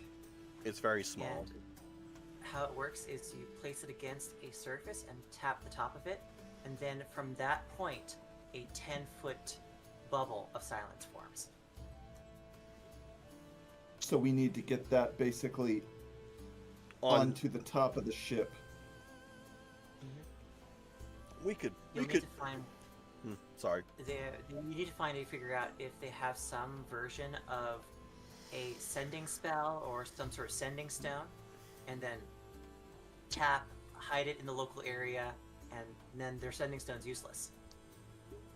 I volunteer to sneak in there. I will remove my... When I do so, I will remove my armor, and I can cast invisibility on myself. That works. And Okay. then Or, better yet, I can cast invisibility on our party rogue who gets bonuses to stealth, and have him plant it. I mean, that's an option as well. We can do that. Higgs turns to the both of you and just goes, thumbs up. I'm totally down for this. Cool. Remember, I, now, your ass cheeks do not clap in this mission. I shall gird my loins then. Higgs I says. hand him the tube while rubbing my temple. There will be puns in this household. God damn it. Once their Much encouraged in the Tea Topple family, so please keep it up. once their communications are disrupted, she moves a couple of clay figures representing various members of the party, onto the table and goes, once the communications are disrupted, then Kane is also available to figure out the location of our captors, of the captives. Tricky. I Welcome can in, only Raiders. cast invisibility once per day, and it's a concentration spell. So you'll need to be in the vicinity. Do you need to maintain eye contact with the person you're I casting shake as my well? head no. I just need to concentrate on it, and I think it lasts Nova. for an hour. Let me check. That should be more than sufficient to get aboard, find the communications device, disable it with your Yep, select, it lasts for an hour as long as I maintain concentration. find the captives, possibly secure them or get them someplace safe, and then signal us to begin our attack run on the ship. I To look that at end- Higgs. I look at Higgs and I say, "Could you, war sign? Could you search for the captives while you're on board? You will be Nods. invisible, so He nods odds are in repeatedly, your and favor." I can make that happen. I'll just need some support, an exit plan, essentially. Once I find them, I'll need to get them overboard quick, which, shouldn't be too hard. You won't need to get them overboard. You just need to communicate back to us where they are, so we don't plant the charge directly on them, but close enough to where they can get out via assistance from. And I sign to the Witch of the Sands. Her people can slip aboard, get their people off, while we continue the assault above deck. I think I can manage that, Higgs says. So, I believe I can signal you. I have one of the conch shells. Cell phones, yes. The shell phones, yes. Do our comm links at least connect to each other? Only within about 30 feet. Gotcha. Okay. So it's easier with the conches. Alternatively, the Witch of the Sand reaches into a chest also stored behind her throne and pulls out a small wand and hands it to you all. Each one is of the same make, same model, and she says, "These are useful. These are wands of..." I forget the exact name of it, but out of character, it is a wand of wonders. And she says that these have been enchanted to produce spurts of color. Small fireworks, essentially, that rise into the air and display a brilliant plume of color. And the color is chosen by the caster. So Higgs, use your least favorite color if you need help out. What we could do is we could have a combination of colors match up to they are below decks, they are in the bow of the ship, etc., etc., etc. Should it come down to it? Blue, yellow, Thoughts, red. the idea? I like that idea. Blue, yellow, red. Blue, yellow, red. Yes. Blue for above, yellow for mid, red for down below. Sounds good. And then another set of colors for fore, aft, and mid. Purple, green, and pink. Purple, green, and pink. Sounds good to me. And Higgs then turns to you all and says, and that saves us the possibility of having to split a communication resource amongst so many people. Yes. And in the worst case scenario, they did something to your people, we should have a signal that they are not rescuable. Black. I Black. agree. Higgs, if you need out, use your least favorite color, okay? My least favorite color? Mm-hmm. Is it? I think it's yellow. Well, yellow is already taken. My second least favorite color, I think, would probably be... I like purple, actually. Purple's nice. Well, we did not choose Purple is purple. also taken. Yes. How about you use, ooh, baby poop green. Baby poop green. Yes. Done. Oh God. No one likes that Oh color. God. Fuck. You just sent Ken into some PTSD flashbacks. Well, the fact that I've got IRL kids, I have dealt with that type of stuff. No Jesus. one likes the color. No one likes that color. Well, you know what? It works. It works. That's how we know that shit's gone sideways. Fucking pear-shaped shit's going down. So then, In the literal sense too. once Higgs gives the signal, Higgs then goes, if I'm able to rescue them immediately, I'm thinking just straight up gold in Yes. the air. Gold for good. Yeah. Straight up been rescued and are off the ship is gold, is my opinion. Needing rescue, let's go with like silver or something like that. Curl, sounds good. how well do the merfolk walk on land, or is it a bit more like flopping? I'm unsure. It's honestly more like flopping, but if once released from their restraints, we are quite formidable on land. I mean, with your tails, you guys have enough strength to smash something sideways. I imagine just one of these merfolk doing an orca and slapping a seal like 15 feet into the air. I don't know if you guys saw that clip, but it was an orca who literally used his tail to slap a Oh no, seal and the orcas fucker are went flying. terrorizers in the sea. Yeah. They play with their food. They like to play. They don't do it out of any kind of malice either. It's just It's like a cat playing with something, Cat playing with a fucking mouse before they kill it. basically. So, as a matter of fact, yes. Once we get them out into open water, once we get them harried enough that they have to move their transport because they have no answer for your airship, then she like snaps her fingers, and these two guys move into the picture. They are very mean- big. They are very big. big. Oh, orca. Never mind. Oh no, I knew what was coming. It was time. The two orcas like move into view, and are just towering against the backdrop. They even dwarf the two Maros who are flanking side by side, acting as the throne guard. I don't know. This here is Above game question. I was thinking of possibly after we help them getting a reward. My character would request a new weapon for Higgs simply because I have an idea for a rapier that's made out of a narwhal horn. honestly, I think we can go ahead and manage that. A prize for your master thief, should he be successful, sounds a bit more than fair. He's a good boy. Also, how well do you guys trade with the surface dwellers? We are a part of the Kiwanis Council and are members in the Vergewind Protection Racket, so to speak. They call it a racket, really. It's their job.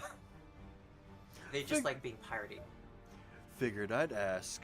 I am part of the Merchants Guild. I figured might as well try to see if I can't make some deals. But if The you've Vergewind trading companies, what's the word I'm looking for here? Wellermen, more or less, comes by every once in a while to go ahead and trade wares, offer up bounties, etc. So yes, we do a fair bit of trade. If you're willing to go ahead and ply your wares here, we'd more than likely set you up with a little stand or a stall. I'm always looking to improve the business.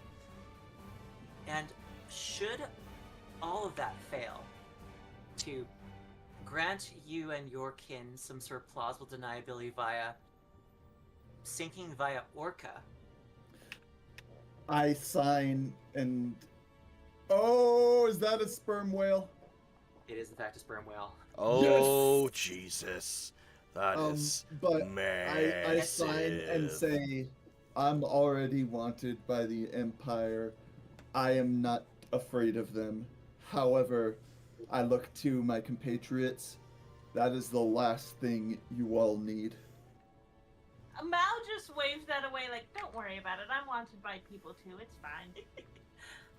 I know how to pay off a debt. Wink. Rescue our people, get them out into open water, disable their ability to drop depth charges, and we'll take care of the rest. Fair. Well, Once we get the sign that we should come up with a gold color once your people are out, so we can begin the bombardment from our own airship. Let's see. I believe that Higgs had mentioned that once you knew everyone was safe, e.g., a flash of gold in the sky,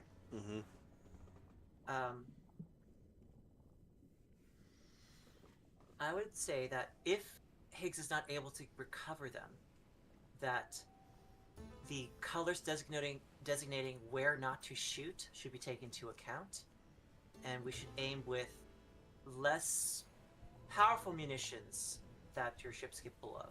less lethality. Essentially, yes. Our ship has grapplers. We can tear into it that way if we must. I would say, like, with the grapplers, grab their mizzen mast and snap it. It will disable it from steering. Essentially, it's just going to be stuck with the rolling ocean wherever it takes it. Fantastic. Keep in mind that once you do harry them, you need to get them to the bay. Once you do that, have at it. I love murder.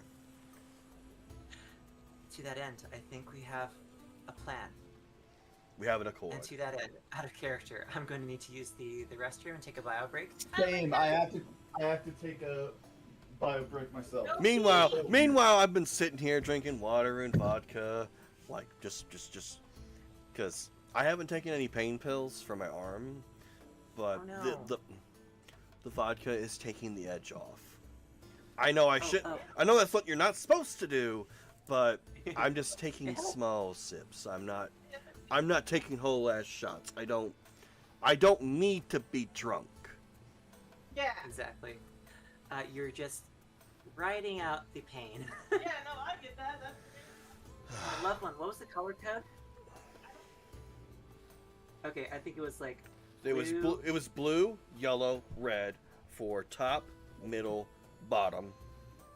top, mid, bottom, And then for the positions, it was pink, green, and purple. green, purple, Pink for aft, bow, and starboard. Yeah. aft, bow, start, and midboard. Yeah. And then black is no survivors. Gold is everyone's rescued. And then baby shit green is bad times are happening. Come help. Black, no survivors. Silver, in process of rescue. Gold, rescued. And baby poop green is assistance needed. You alright there, Knight? I just Think I'm getting sick. I've been coughing for a few days. Well, I don't know if the weather's been fucked up like it is over here, where last Friday for my birthday, it was a very nice day. It was like 70. And then come Sunday for my mom's birthday party, 20 goddamn degrees and fucking snow. It's been really, really windy here. So windy that it actually got our screen door stuck, so we couldn't leave through the front. How? for us. Yeah, it like blew the door so hard it got stuck on the lip that separates it from the wood door. Oh. While I have everybody here, does anybody want a Wand of Wonder? Mal will take one just to. I will take one. I won't.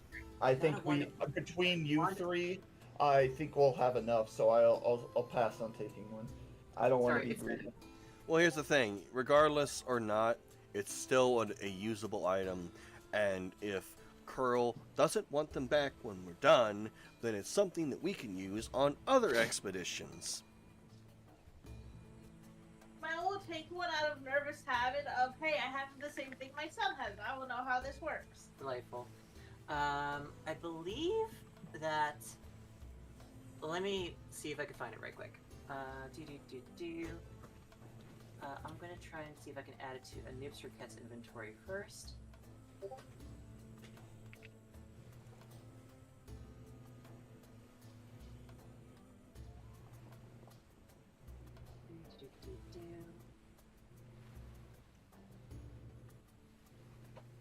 I have cat. She was in the window. I catnapped her. Aww. Aww. Our boy is next to Mama. Oh, sorry. It was a wand of pyrotechnics. That's what it was called. Okay, yeah, Wand of Pyrotechnics. So basically, it's a firework wand. It's a firework wand. The Wand of Wonders is something much more powerful. Oh yeah, no, I could make a wall of fucking fire with that bitch. Let's see, where is Cakes? I need to replace his stuff. So, Speaking she's of wall got of basically- fire, it just reminds me of a crown I do. that my sorcerer had, that my DM gave me at level 3, I Okay. think it was. And it gave me spells like Fireball, Wall of Fire,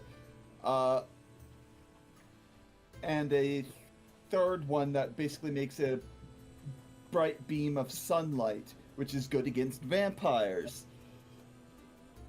And it came with a certain amount of gems that you have to pull out of it and use in order to cast the spell. I had, I shit you not, 41 casts of Fireball. Honestly, part of me wanted to make a druid, and I basically would just blow dirt into people's faces, and then make the dirt just fucking congeal in their chests. In essence, I make wall of stone in their chest cavity. Oh goodness. Ugh. Ugh. It's just like, you heard of the Sandman, now there's the Wall Man. I'm gonna look towards the sperm whale and I'm gonna say, I dub the. No, I'm not saying. I think to myself, I dub the Ahab. Because Captain Ahab The whale kind of like just echoes sort of like. Over here is a reminder. What the fuck? I didn't know the whale was Echo, but okay. So, the whale kind of like just lists to one side as if it's like curious as to know what you're thinking about, but it has no idea. Mom, you gotta use the restroom. 1 second. No, you always go 1 second and then you forget and then you never do it and then after session you rush off. I would like to pet the sperm whale. I almost said hug, but I'm like, no, wait. Kane has some touch anxiety, so I am just going to pet the sperm whale. Okay. You pet the sperm whale, and it kind of just lists to one side as you pet it, and kind of Like a dog showing me its belly. Yes. Yeah. So, Over here is so- a reminder. Brush teeth. with Is that me fine? having the ability of speaking all languages, does that also mean I can talk to the animals? As a matter of fact, yes. Actually, that's not how tongues works. In order to speak to animals, you have to wait. use the Yeah, speak to yeah, animal animal. spell. Okay. Uh, No, that's why I asked tongues before I did. is for any spoken language. So, wait. But Whales have a spoken language. yes, they do. They do have a spoken language. Okay, maybe by a technicality, but I'm just saying that's what speak with animals is for. But if you want to run it differently, I'm not the DM. You do you, boo boo. I think I'll say that whales are sapient enough to be their. Yes. Dolphins. Same with dolphins. They have their own language. It's probably fairly simplistic. It won't get you the full like range of like concepts that the speak with animal spell will, but it will. It'll be close enough. You begin I've to gone speak ahead- whale. And what I'm saying is, he would like to ride you into battle. I look towards you and I'm like, with this like puzzled look. You don't know what I said, but I know what I said. Back in Wales to you, the sperm whale goes.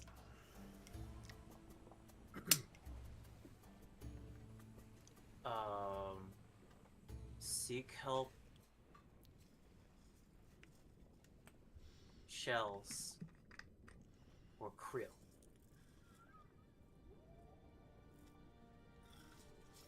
Well, I know krill is the word that is like, because they eat krill.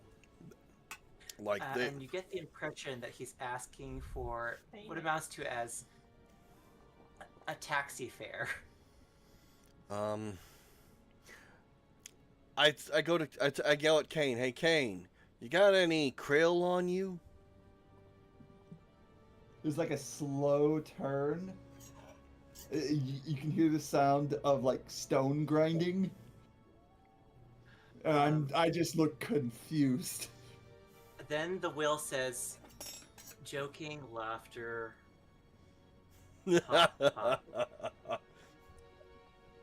I'm kidding. Can I keep him, DM? Can I keep him, please? No. I'll take him on walks. I'll love him forever. You fucking wish.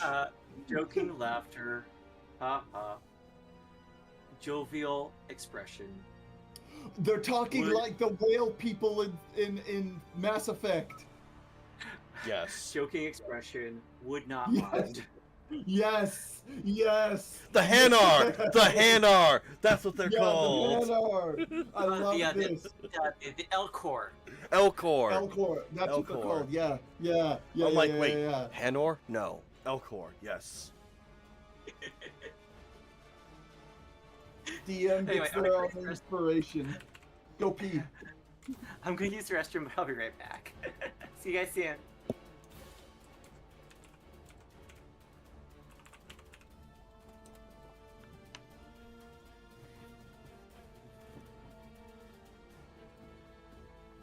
No, So it how is, is no, no, everyone no, no, doing in no, chat? no, no. Hanar is one of the, is one of the jellyfish people. Oh right. Then what are the big guys that look like whales? They have two front legs, but their heads look like just a whale. Those are Elcors. Those are Elcors. Okay. No, I was right with the Hanars, because those are the jellyfish.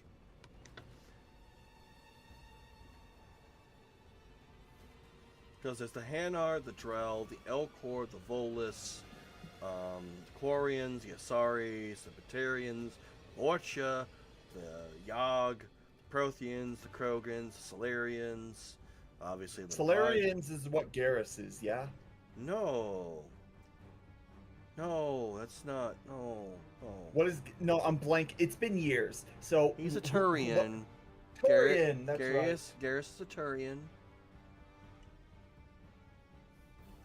The I would love a Solarian, Mass Effect game that lets you play as a Turian. because the Solarians, those are the lizard people that made the genophage. Right, yeah, like, yeah. Rock that- people. I have a confession. I might never have played answers. Mass- You're not missing out on much. The second one is the best, the first one's passable, and the third one's not great. I'm enjoying it so far. I really appreciate the third one's the mission that was basically a love letter to the fans. I like that one. Yes, I did enjoy that one. My That was, favorite one, my favorite mission in 3 is one of the DLC missions where you have to fight your clone. That's the one. That's what I'm thinking of. Yeah, because Yes, I love that during that It's the mission is best also when mission. you have the house party. It's true, and you kind of get to Yeah. reminisce about all the adventures you've had so far with everybody. Yeah. I love talking dirty with Tally. So flustered. Wifey was very upset when Tali wasn't a lesbian. Yeah. Like, There's a mod on PC for that to make all the characters bisexual. I would say like I I read that. have the Mass Effect Legendary Edition for PC, but I also have the trilogy for the quad trilogy because I do have a copy of Andromeda for the Xbox. Gotcha. I tried to play Andromeda, I just couldn't get into it. It's once they fixed like all the massive things that were fucked up, it is I read the playable. facial animation. Like the facial animations were fucking garbage, and then some of the body animations were also shit. But once they patched all that shit out, it actually is playable and enjoyable, at least on my end. Okay. But I got bored of it. I got like maybe to the second or third planet that actually had shit on it. Mhm. Was the ice planet, and I got bored and I couldn't finish. yeah, I I would was say also like excited for a story in the series that wasn't about Shepard. You know? Yeah, isn't it like a prequel? Like it takes place like so. before Mass so- Effect 1? So It was a. Sorry.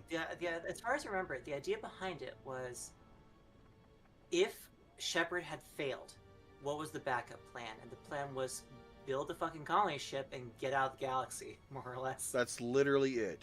Because during the events, Right, during the okay. very beginning of Andromeda, is when the ship takes off and passes outside the Milky Way galaxy, which is where everything's taking place.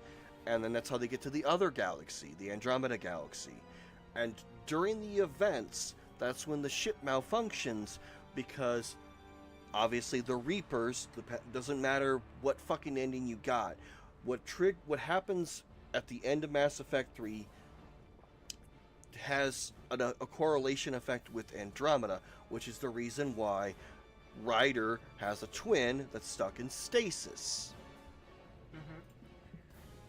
Because during the collapse of no matter which ending you chose, that energy wave does affect the ship, but it doesn't make anybody a mindless whatever.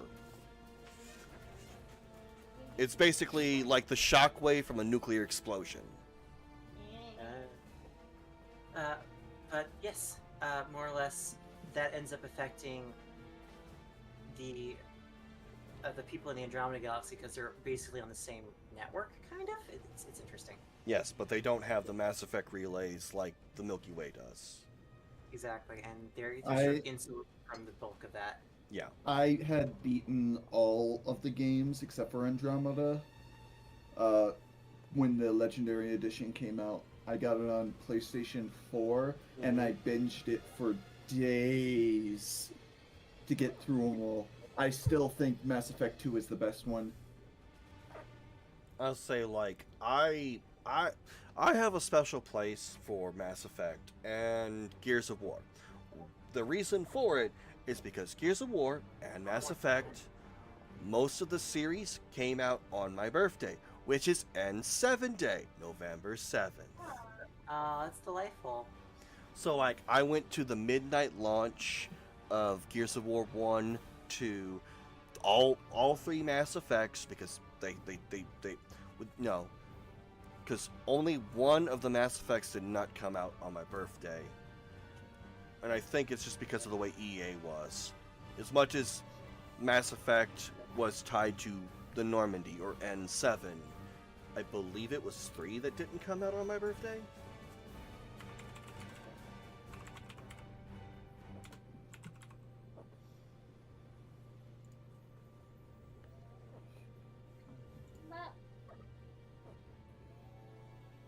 Working on it. Just getting things ready. Real quick, anytime I think of your mother, Mal, is when I think of Basically- the name we chose for her. I mean, she's just I flaunting had her said that breasts. name originally because my first D&D character ever was named Alexandria, but people just called her Alex. And she had a sister named Sophia, but Alex just called her Sophie. Oh, cute. Interesting. I was just Adorable. rereading your comment and didn't have to kill her. It was in a Curse of Strahd. Strahd turned her into a vampire. The rest of the party members killed her, and my character was so distraught that they were basically being puppeteered the rest of the session. Damn. Oh, Her Well, that was a entire quick OBS fix. Cool. her entire like personality was based around I need to find my sister. Backstory is she was adopted by farmhands, became real close to them. Farm was attacked by bandits, killed the parents, burned everything down, and captured Alex and Sophie. Took them back to their base where they had a bunch of other kidnapped kids and threw them all in basically a fighting pit to be like the survivor joins the gang. And Sophie and Alex had to basically kill other children to survive. And when they were the last two left, he demanded kill each other. And Alex was the first one to say, no, fuck you, old man. And for that disrespect, he took a knife and carved out her eye. And then sold her into slavery. Jesus. oh God. Yeah, she was a very angry lady for reasons. Very good reasons. So much trauma. One sec, guys. I'm just grabbing an open ocean map right quick. And after I was done writing it, I realized, wait, this is just a more fucked up version of the hero from Fable. Oh yeah. That's another game I should play. I remember it being quite good. I never got. I love Fable. The first one is good. Lost Chapters, even better. Anniversary is okay, but the graphics for certain people's faces leave much to be desired. I prefer Lost Chapters face shapes. Didn't it originally come out on the original Xbox back in the day? Yep. Gotcha. Then Fable 2 came out on the 360, and a lot of people did not like it. Me personally, I think it's a fantastic sequel, and it improved on a lot of the stuff from the first Fable. And the only problem I have is with the final quote-unquote boss. And then I ignore Fable 3 because it's not good. Fable 3 is not good. No, it's not good. It basically took all the best things from the first and second Fable and then threw them out the window and be like, we're gonna do our own thing. Wow. Interesting. Fascinating. A little disappointing. Let's see. Cool beans. I think that works. I think that works. Okay, cool. Interesting. Okay, I can work with this. But I guess my new shtick that I've been on outside of Ball Pit is I just started No Man's Sky. Nice. Is it good? I'm playing it on my Steam Deck and I'm enjoying it. Honestly, where the hell is Maverick going? Hey Mal, where are you going? Somewhere off into the land of darkness.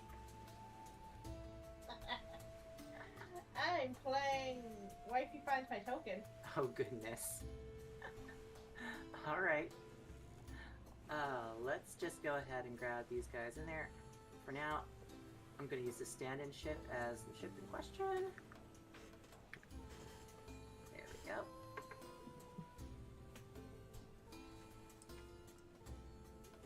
Alright, love. Find me. It's time for the Thank you. Displacer Cat. Displacer beast. Yes.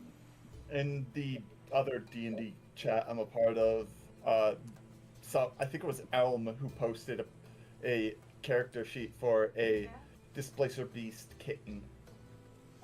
Well, the fact that I have a Displacer kitten plushie on the backside of one of my monitors. I picked it up from my local card shop. Okay, I think I'm ready to start. Alright, let's find the Mao. Where did Mal go? We can't have gone too far. Wait a minute. They went north. I found you. Darn it! They went south. Oh, they went north and then went south. It's my favorite game. Fine, Mal's token. Found my token. I have yeeted myself off spaceships. Alright, so let's go ahead and move to the the Cove page so that you can begin the operation. Operation Fuck That Ass. I don't know. And let's get to the point where we can start the strafing run on the ship for the first time. Operation Blow the Poop Deck? Below the poop deck. Well, I mean, they gotta man the poop deck somehow. Roll to scene. Alright, I think I got everybody in scene. I see the four of us. So, Yep. I think that when you decide to approach, it'll be at one of the dark times of the day. So let me go ahead and change that up right quick. Do. Visibility will be low. We'll go ahead and switch lightning over to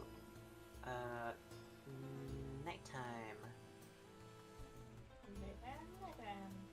Nighttime.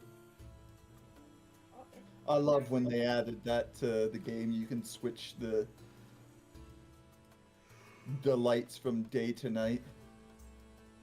And then we'll put That originally wasn't a thing, and you just had to use your imagination. I believe the That's true. torches... Yeah, they would light some form of torches on the bow of the deck. And they would probably have one at the helm where the Yeah, I agree. the wheel typically they wouldn't do torches. They would do lanterns specifically because torches spark and Yeah. can catch Yeah. fire to the rest of the ship, while a lantern is enclosed in glass. That's true. In fact, Well- storm lanterns were quite popular around that time. I would say like Yeah. storm lanterns were used, but here's the thing: lantern fell, the oil spill spreads that fire were- faster than a weren't torch. they weren't hung on the ship. They were literally like nailed in. Oh, that's cool. But they could still be Yeah. damaged. This is Yeah. true. But that goes for any part of the ship, really. Remember, Or they get hit remember, by Satan. all you gotta do is find one barrel of powder down in the depths of the ship, and it goes up like a powder keg. So, how this works is that around this time, midday every day, there's a period of darkness around noon. And that period of darkness lasts for about an hour or so. So you use this cover of darkness to go ahead and gather up your supplies, gather up your forces, and begin to make your way to engage in this form of sabotage. So Higgs is going to be the primary actor on board the deck. You're going to sneak him on board. You're going to go ahead and cast the invisibility spell I'll on him. cast guidance on him. You go ahead and cast guidance on your son. At the last minute. Okay. I'm going to go ahead and grab Our airship. in the shallows. Your friend Marrow is with you. Yay! Who'll be acting as the along with, I would say, a contingent of Hopeless. orcas are not going to be here because This they're is waiting this for is them to this is too shallow. They will hurt themselves. I do have a question. What's up? That whole poem, or what is it, the riddle about the serpent, would it have had anything to do with this island? Because looking at the head, it kinda looks like a dragon. Ah, you have noticed that. Go ahead and give me a perception check here. I thought about it as well. Like, I'm a dummy. Oh, that's a good roll. What'd you get? I don't get any modifiers, but I got a 17. You can see that, like, oh boy. right, I'm gonna go ahead and light it up. That right here is the mouth of a cave, a river, leading underground through a lava tube. What does a 21 get?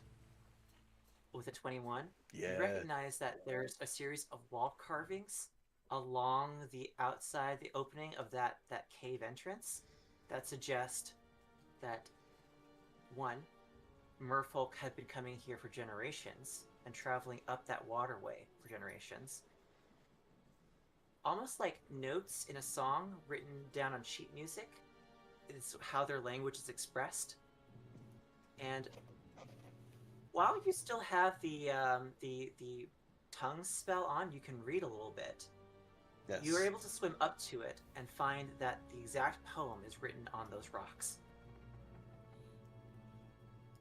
It's the Goonies. Let's go! Pirate treasure! Here we fucking go!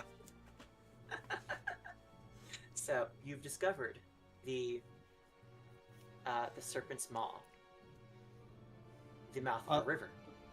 I will have pointed it out to start with when I spot it, and that's when Anoop goes up there and like reads the stuff, right? Is that how it worked, or? Yeah, pretty much, yeah. Okay, just making sure everyone in the party was up to date on our information. So cool. So When we now finish you have- up this, we can start traveling our way through the mouth of the Great Serpent. Mel half pays attention to that. Like, yeah. Oil lava tubes. That's great. My son is about to do something dangerous. Complete and utter focus is on their son. Pat's the head. It's all right. We're all here for them. So, We need to So- communicate to our airship to get ready as well. you go ahead and have Mara send word out to the airship, which is currently in essentially dry dock on land. They go ahead and get within range of the comlink system within the town itself and are able to send a message for you. Good, because we need them to start this Shortly once thereafter, once we get our information. I would suggest the first volley aim up here. decloaking off your starboard side, the Yes. Velociraptor appears just hovering just under the water, just basically submerged with you. Because remember now, our ship can also go in outer space. It's true. I don't know how deep it can go in water, considering the weight Well, of water It's a and whatnot. spaceship. It's a so somewhere spaceship. between 1 Have you What is not your watched Star atmosphere? Trek? Have you not watched Star Trek? No, I haven't. Oh, the 2011 movie. Nope. Because any I of have. I'm any not- of the Star Trek stuff. No. actually, yeah. I take that back. No, I saw Captain Kirk face a man in a lizard suit. That's I saw TOS. that fight.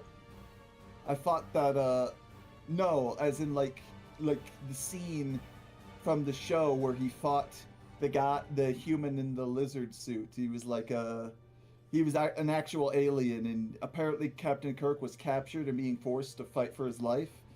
Yeah, that's the Gorn. Yeah, that is Yeah. the Gorn. That's the Gorn. They are absolutely terrifying when you think about it. Also the best doctor is EMH, and you can't convince me otherwise. The Velociraptor decloaks just about a few feet to your right, and you're in range of the comlink system, and Stella is able to broadcast to your cufflinks. Stella, aim for the. Oh, that's a bot. Aim for the starboard bow of the ship. Thank you for the hydrate. Targeting is what Stella says. Do waiting not for the all clear. do not sink it. We need to lure it out to sea. Let's see. Do we want to have? I think the plan, from what we understood from Marrow's brother, was to infiltrate the ship and disable its communications first. Yes, but Correct. but we will also need to lure it out to sea to finish the job. Kane, you have the silencer. Did you give it to Higgs? I did when we were underwater. Good. Just double checking. Higgs goes ahead and grabs the silencer from you, and makes way to go ahead and infiltrate the ship. Mallory's doing that stabbery thing where they're fiddling with their tie. Higgs approaches. You see I don't know Higgs. if you heard me. I was yelling from the bathroom while I was getting water. I cast invisibility on him. Higgs is now invisible, which means he has advantage. I believe advantage on stealth checks. Everyone has disadvantage to see him. Yep. And Just before he boards the ship is when I'll cast guidance because it only lasts a minute. that's fair. Higgs goes ahead and climbs up what is essentially an anchor chain. We should have him activate the silencer while he's getting aboard because it'll follow him until he plants it. Thus, people can't hear or see him.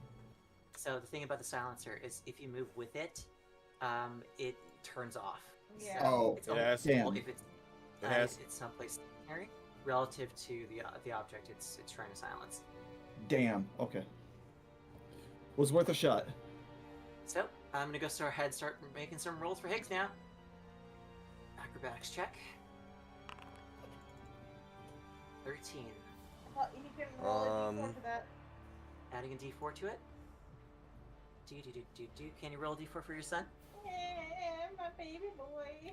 Want me to roll it? I have a D4 in my hand right now. Yes, please. 4. Yes! You all see from the outside Higgs climb up on top of the ship. I'm gonna need to make. No, we don't see him because he's invisible. Yeah, I did elevation, so there we go now. Yeah, but we also don't see him because he's invisible.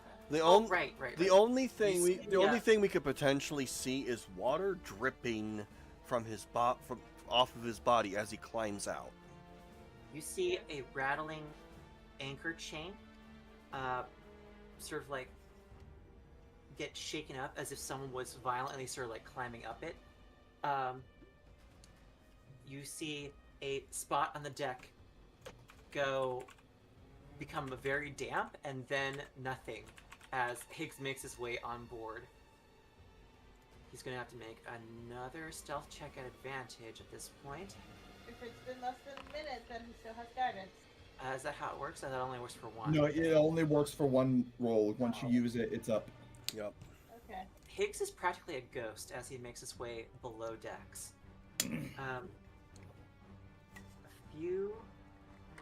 Let's see if he can go ahead and take. So the moments tick by as you're sort of like waiting and watching your master rogue take care of business, and he is going to make a thieves tools check, which is essentially sleight of hand.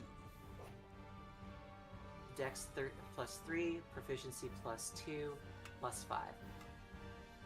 That's a lot. Yeah, once you're specialized in it, you can basically open anything. That's 22. My fucking god. That didn't add.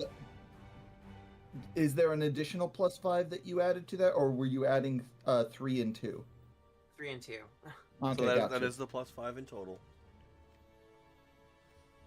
He is now going to make additional stealth check. To open the door quietly. Essentially. Hell What? yeah. My god. Jesus Wow. Christ, let's fucking go. And then he's going to make another tools check. Mallory's just silently cheering him on, having no idea what's happened, but there's been no alarm, so he's doing Holy good. fuck. But not only that, but he's basically got the thief subclass locked down. So he's amazingly good at scaling stuff in general. I think he's actually got a climb speed. Yep, second story work. You choose this archetype at 3rd level, you gain the ability to climb faster than normal. Literally, you are seeing like We are things not seeing move. this. You are seeing like objects move on the ship that that are not moving because of the wind. It can only move because Higgs is manipulating them. And you are basically seeing like cannon ports opening up on the sides. It's fucking Garrick from fucking Thief. Just because I can, I think message is a cantrip. It is. There's just You two- have to. Don't you have to see the You do person have to to see cast the target. message? It's not at Higgs. Mal needs to get his dad out and cannot yell, so it's to these two truckle fucks that are just getting the dad message of, yes, let's go. Do you see how well he's doing? He's doing great. I want to hug him. Okay. Gently pats Mal's head. It's just like, it's all good. It's all good. We need to keep this going. Advantage. Damn. And then again, another sleight of hand check. Ooh. That might trigger something.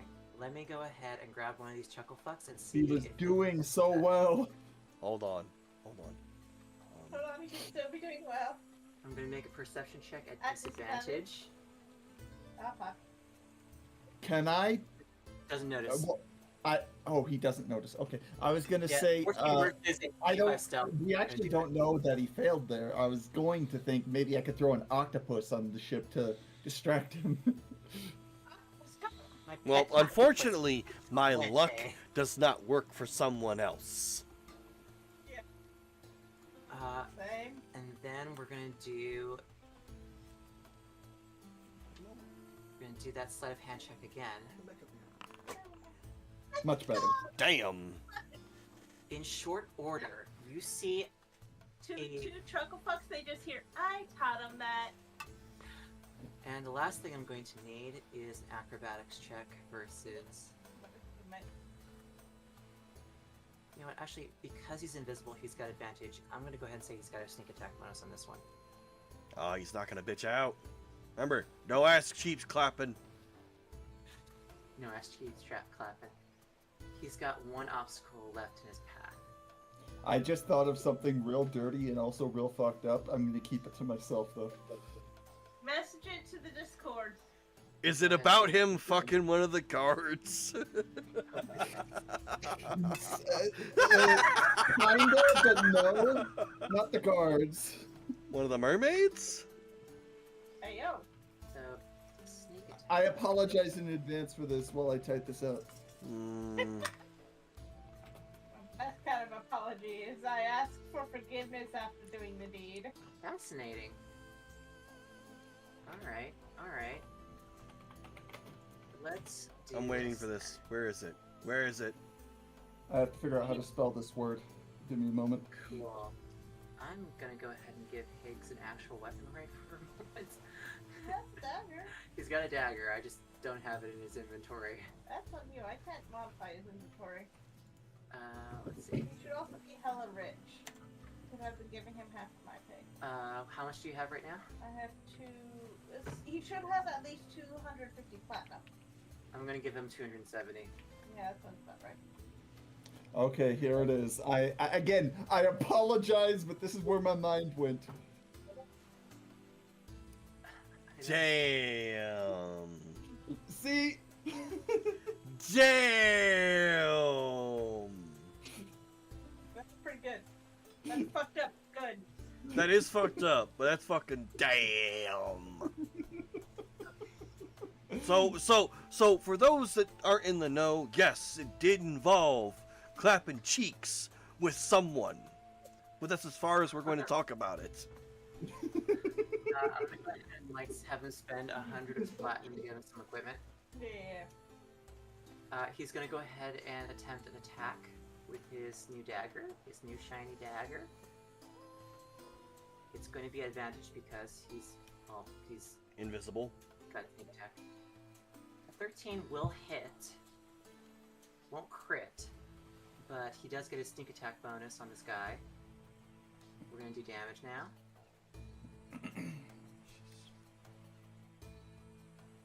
what did it roll? Damage, normal. Ooh, that even better. Oh wait, hang on a second. Damage, normal. 5 points of damage plus sneak attack bonus. Sneak attack at level 4. You guys are level 4, right? Yes, Yeah. you're a 4. Yeah. Is still I think a 2d6. Sounds about right. Yeah. So if someone could roll 2d6 damage for me. I have 2d6 in my hand. Looks all the lovely, wonderful dice sitting in my box that I have not. Oh, you already wrote it? Okay. Well, I rolled an 8. Wow. I got a 9. I almost got max damage. It's a 6 on one and 5 on another. So no, that's actually 11. 11. Yeah. Plus only got the damage, 5 damage you just rolled just now is Mhm. enough to take one of these guys out.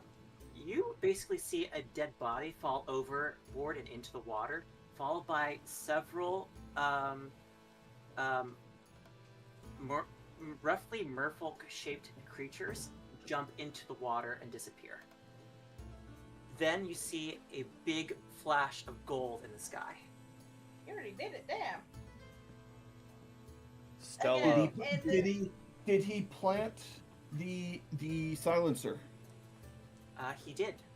Okay, Or cool. like, he That did. was part of all those rolls. Yeah. Again, in the 2 heads that I can reach, there's just dad noises of excitement. Commotion goes across the deck, and then you see an invisible something fall into the water with a splash. I'm hugging Stella. invisible something. Fire at the starboard bow. Targeting. Firing. And then suddenly the port bow right here Mhm. goes up in flames. This guy, immediately dead. This guy, immediately dead. This guy.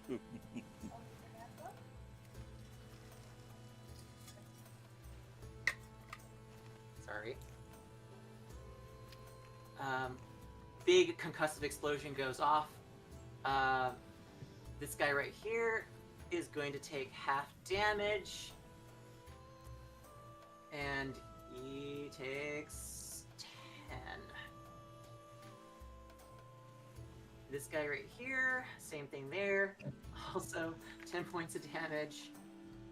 This guy right here manages to fail his check, even though he's far away, and also just bites it. This guy right here is fine. I hug my son. I hug the invisible. Alarms go up across the deck of the ship, and they begin to just motor. They begin to signal to shore for an evacuation, essentially. Vandrian soldiers abandon ship onto the shoreline, who are still up and running. Meanwhile, the ship makes way, starts its engines up. We're under attack, we're under attack. Full power to engines, we're getting out of here. Stella, And aim at the fleeing guards towards the encampment. Stella begins her attack run. Let's see, where are you, Stella? There you are. Do an attack run and swing back out to sea. Swoops in Underneath the ship somehow. underneath the ship somehow. Actually, let's put you up 40 feet up in the air, Stella. There we go. Begins the attack run. Starship Velociraptor. Begins just peppering the ground with like firearm fire. Got These guys will need to 10 make blasters. You can roll for these guys as a group. They're going to make a dexterity saving throw. Oh boy.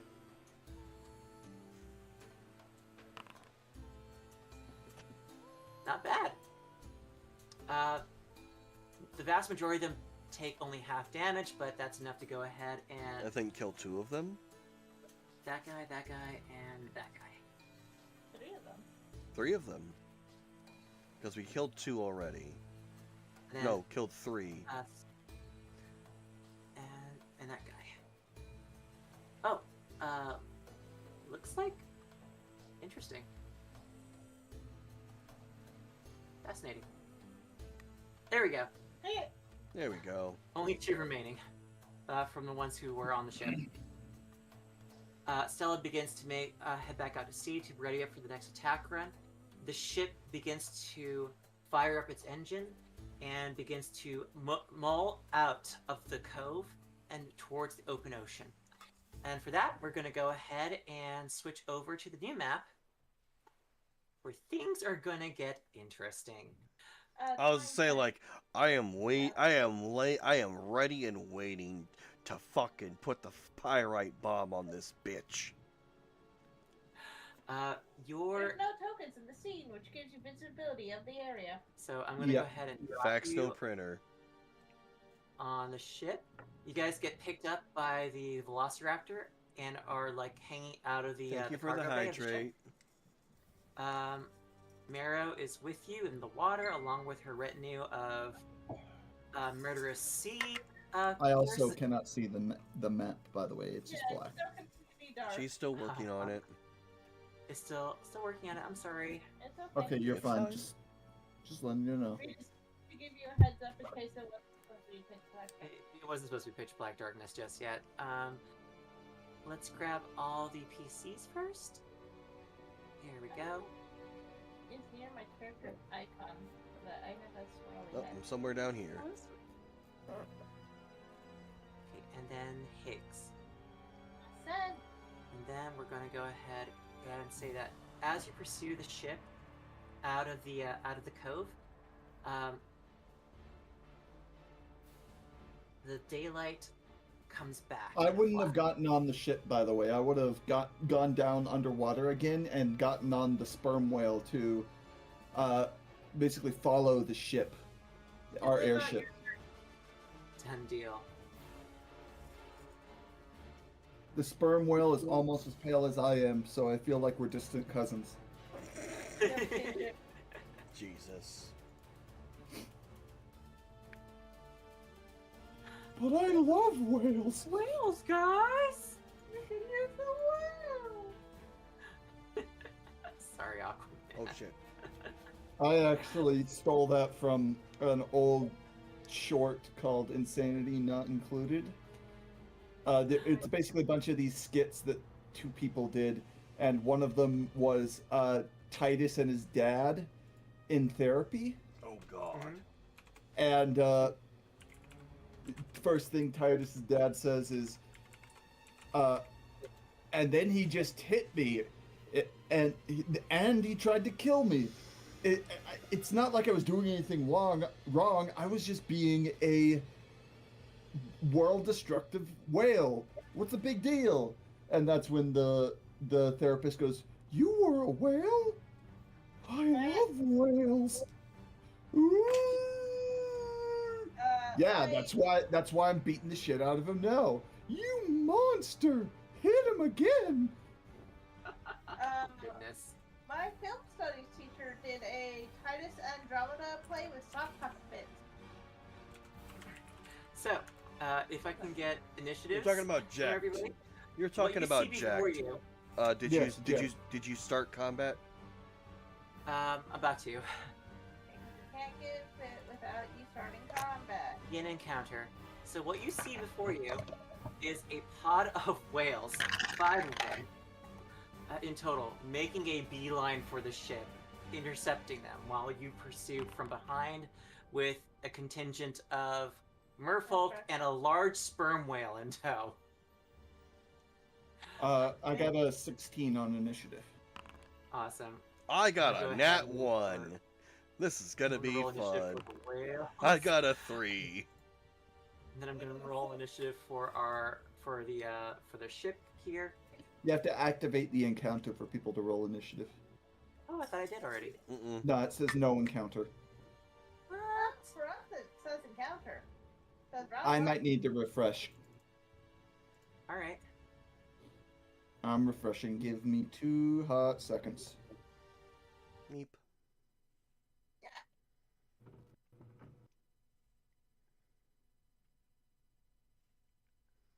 Meep meep. Loading ocean, open sea. Oh, how should I bet on this? All right. I'm gonna use a different system for doing airship damage. Oh, that's pretty. Yeah, there it is Essentially- now. I'm gonna essentially- roll just so you can edit it. Sounds good. Essentially, airship hit points are going to be essentially different from like normal people hit points. When you see like an airship hit point, imagine it as like 20 times that number, more or less. Additionally, like actually now let's just go with like let's go with like a simple number like 9. There we go. 10 actually is probably more appropriate for this one. And then the Velociraptor, probably 12. So, these are what I refer to as mega damage hit points, and they are orders of magnitude bigger than what you might associate with, like, player characters kind of deal. Are we already taking into account the first volley that we did on the ship? Oh, you're good point. I'm gonna go ahead and say that yes, we did. Total hit points on the ship right now is 9 mega damage remaining. Okay. 9 mega HP. Now that I'm looking at this token, I wanted to ask, after session, could you send me the token for this airship? Because Mort, Casey, and not Elm. I'm Conda? blanking on the name right now. No, not Conda. Nate? Fairbanks. Oh, Oh. Fairbanks. Want to do a Sky Pirate campaign, and the only thing I'm missing right now is a proper token for the ship. Yeah, So I can do that. hoping if you could share that with me, I would greatly appreciate it. I think I got this one from 2 Minute Tabletop, so yeah, I could share that with you pretty easily. Awesome, thank you. I'll send you the whole file. It's actually a modular airship, so you can put gas bags on it and stuff like that too. Cool. Oh, that's cool. Yay! I'll send it your way later. So, I need to get. Oh my gosh, this whale has 189 HP. It's a fucking sperm whale. What you expect? What about the killer whales? What do they run? Right now the killer whales are going first. Oh damn. Love. It is almost time. I think we're gonna go ahead and basically set up combat now, and we'll take it from there next time, basically. If there's no one else that needs to roll, okay, yeah, then my spot in the initiative is fine. I technically got a 16, but a 14 put me in the same spot, so. Oh, there you go. So like I've I'm updated for gonna you. say like I'm dead last, so it doesn't matter. Okay.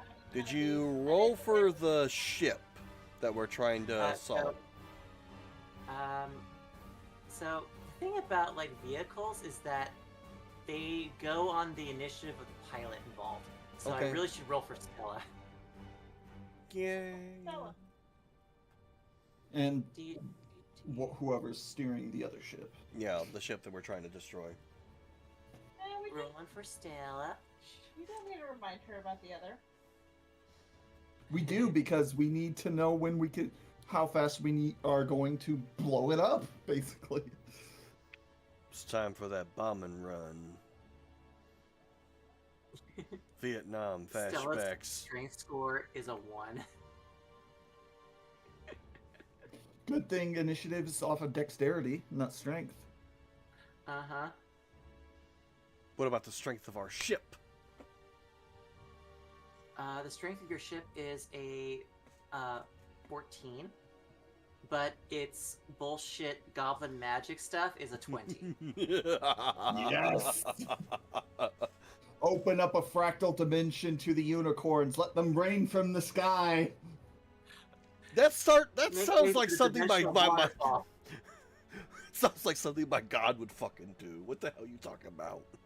It's weird Spin goblin magic. Of course, it's like we spin on the wild magic table, right? Yeah. That is true. Ow! You assault me with pancakes. but I am not hungry. All right, now rolling for Stella's initiative. Whoa. Hey! Well, I she's like- faster than me. And I'm just going to grab a random Vandrian mercenary, and then use him as the pilot. Oh, here we go. Remember to copy his token and place it outside the map and make that copy roll. So if you delete him, it doesn't delete his initiative. Sounds good to me. Put him in the Mal hiding spot. Put him in a Mal hiding spot? Yeah, off the map. Oh, I did. I'm gonna find him. Rolling for initiative. Wow. Oh. So, Oh. so he's going I first think we're- before. I think we're all set for combat next time. My god. D&D, dress up and dating. I'm hooking my mom up. Don't remind me. I still have to play date everything. I couldn't finish the game. I got bored of it. That's fair. Aw. I mean, it's funny and all, but when you can predict the writing, I started getting to the point where I could predict the writing, Yeah. and I was like, I've lost interest.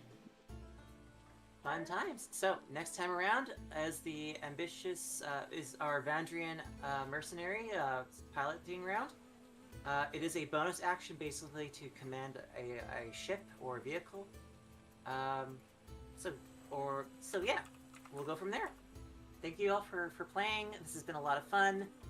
And next time we'll get into some high seas combat action. Yep. Alright, y'all have a good night.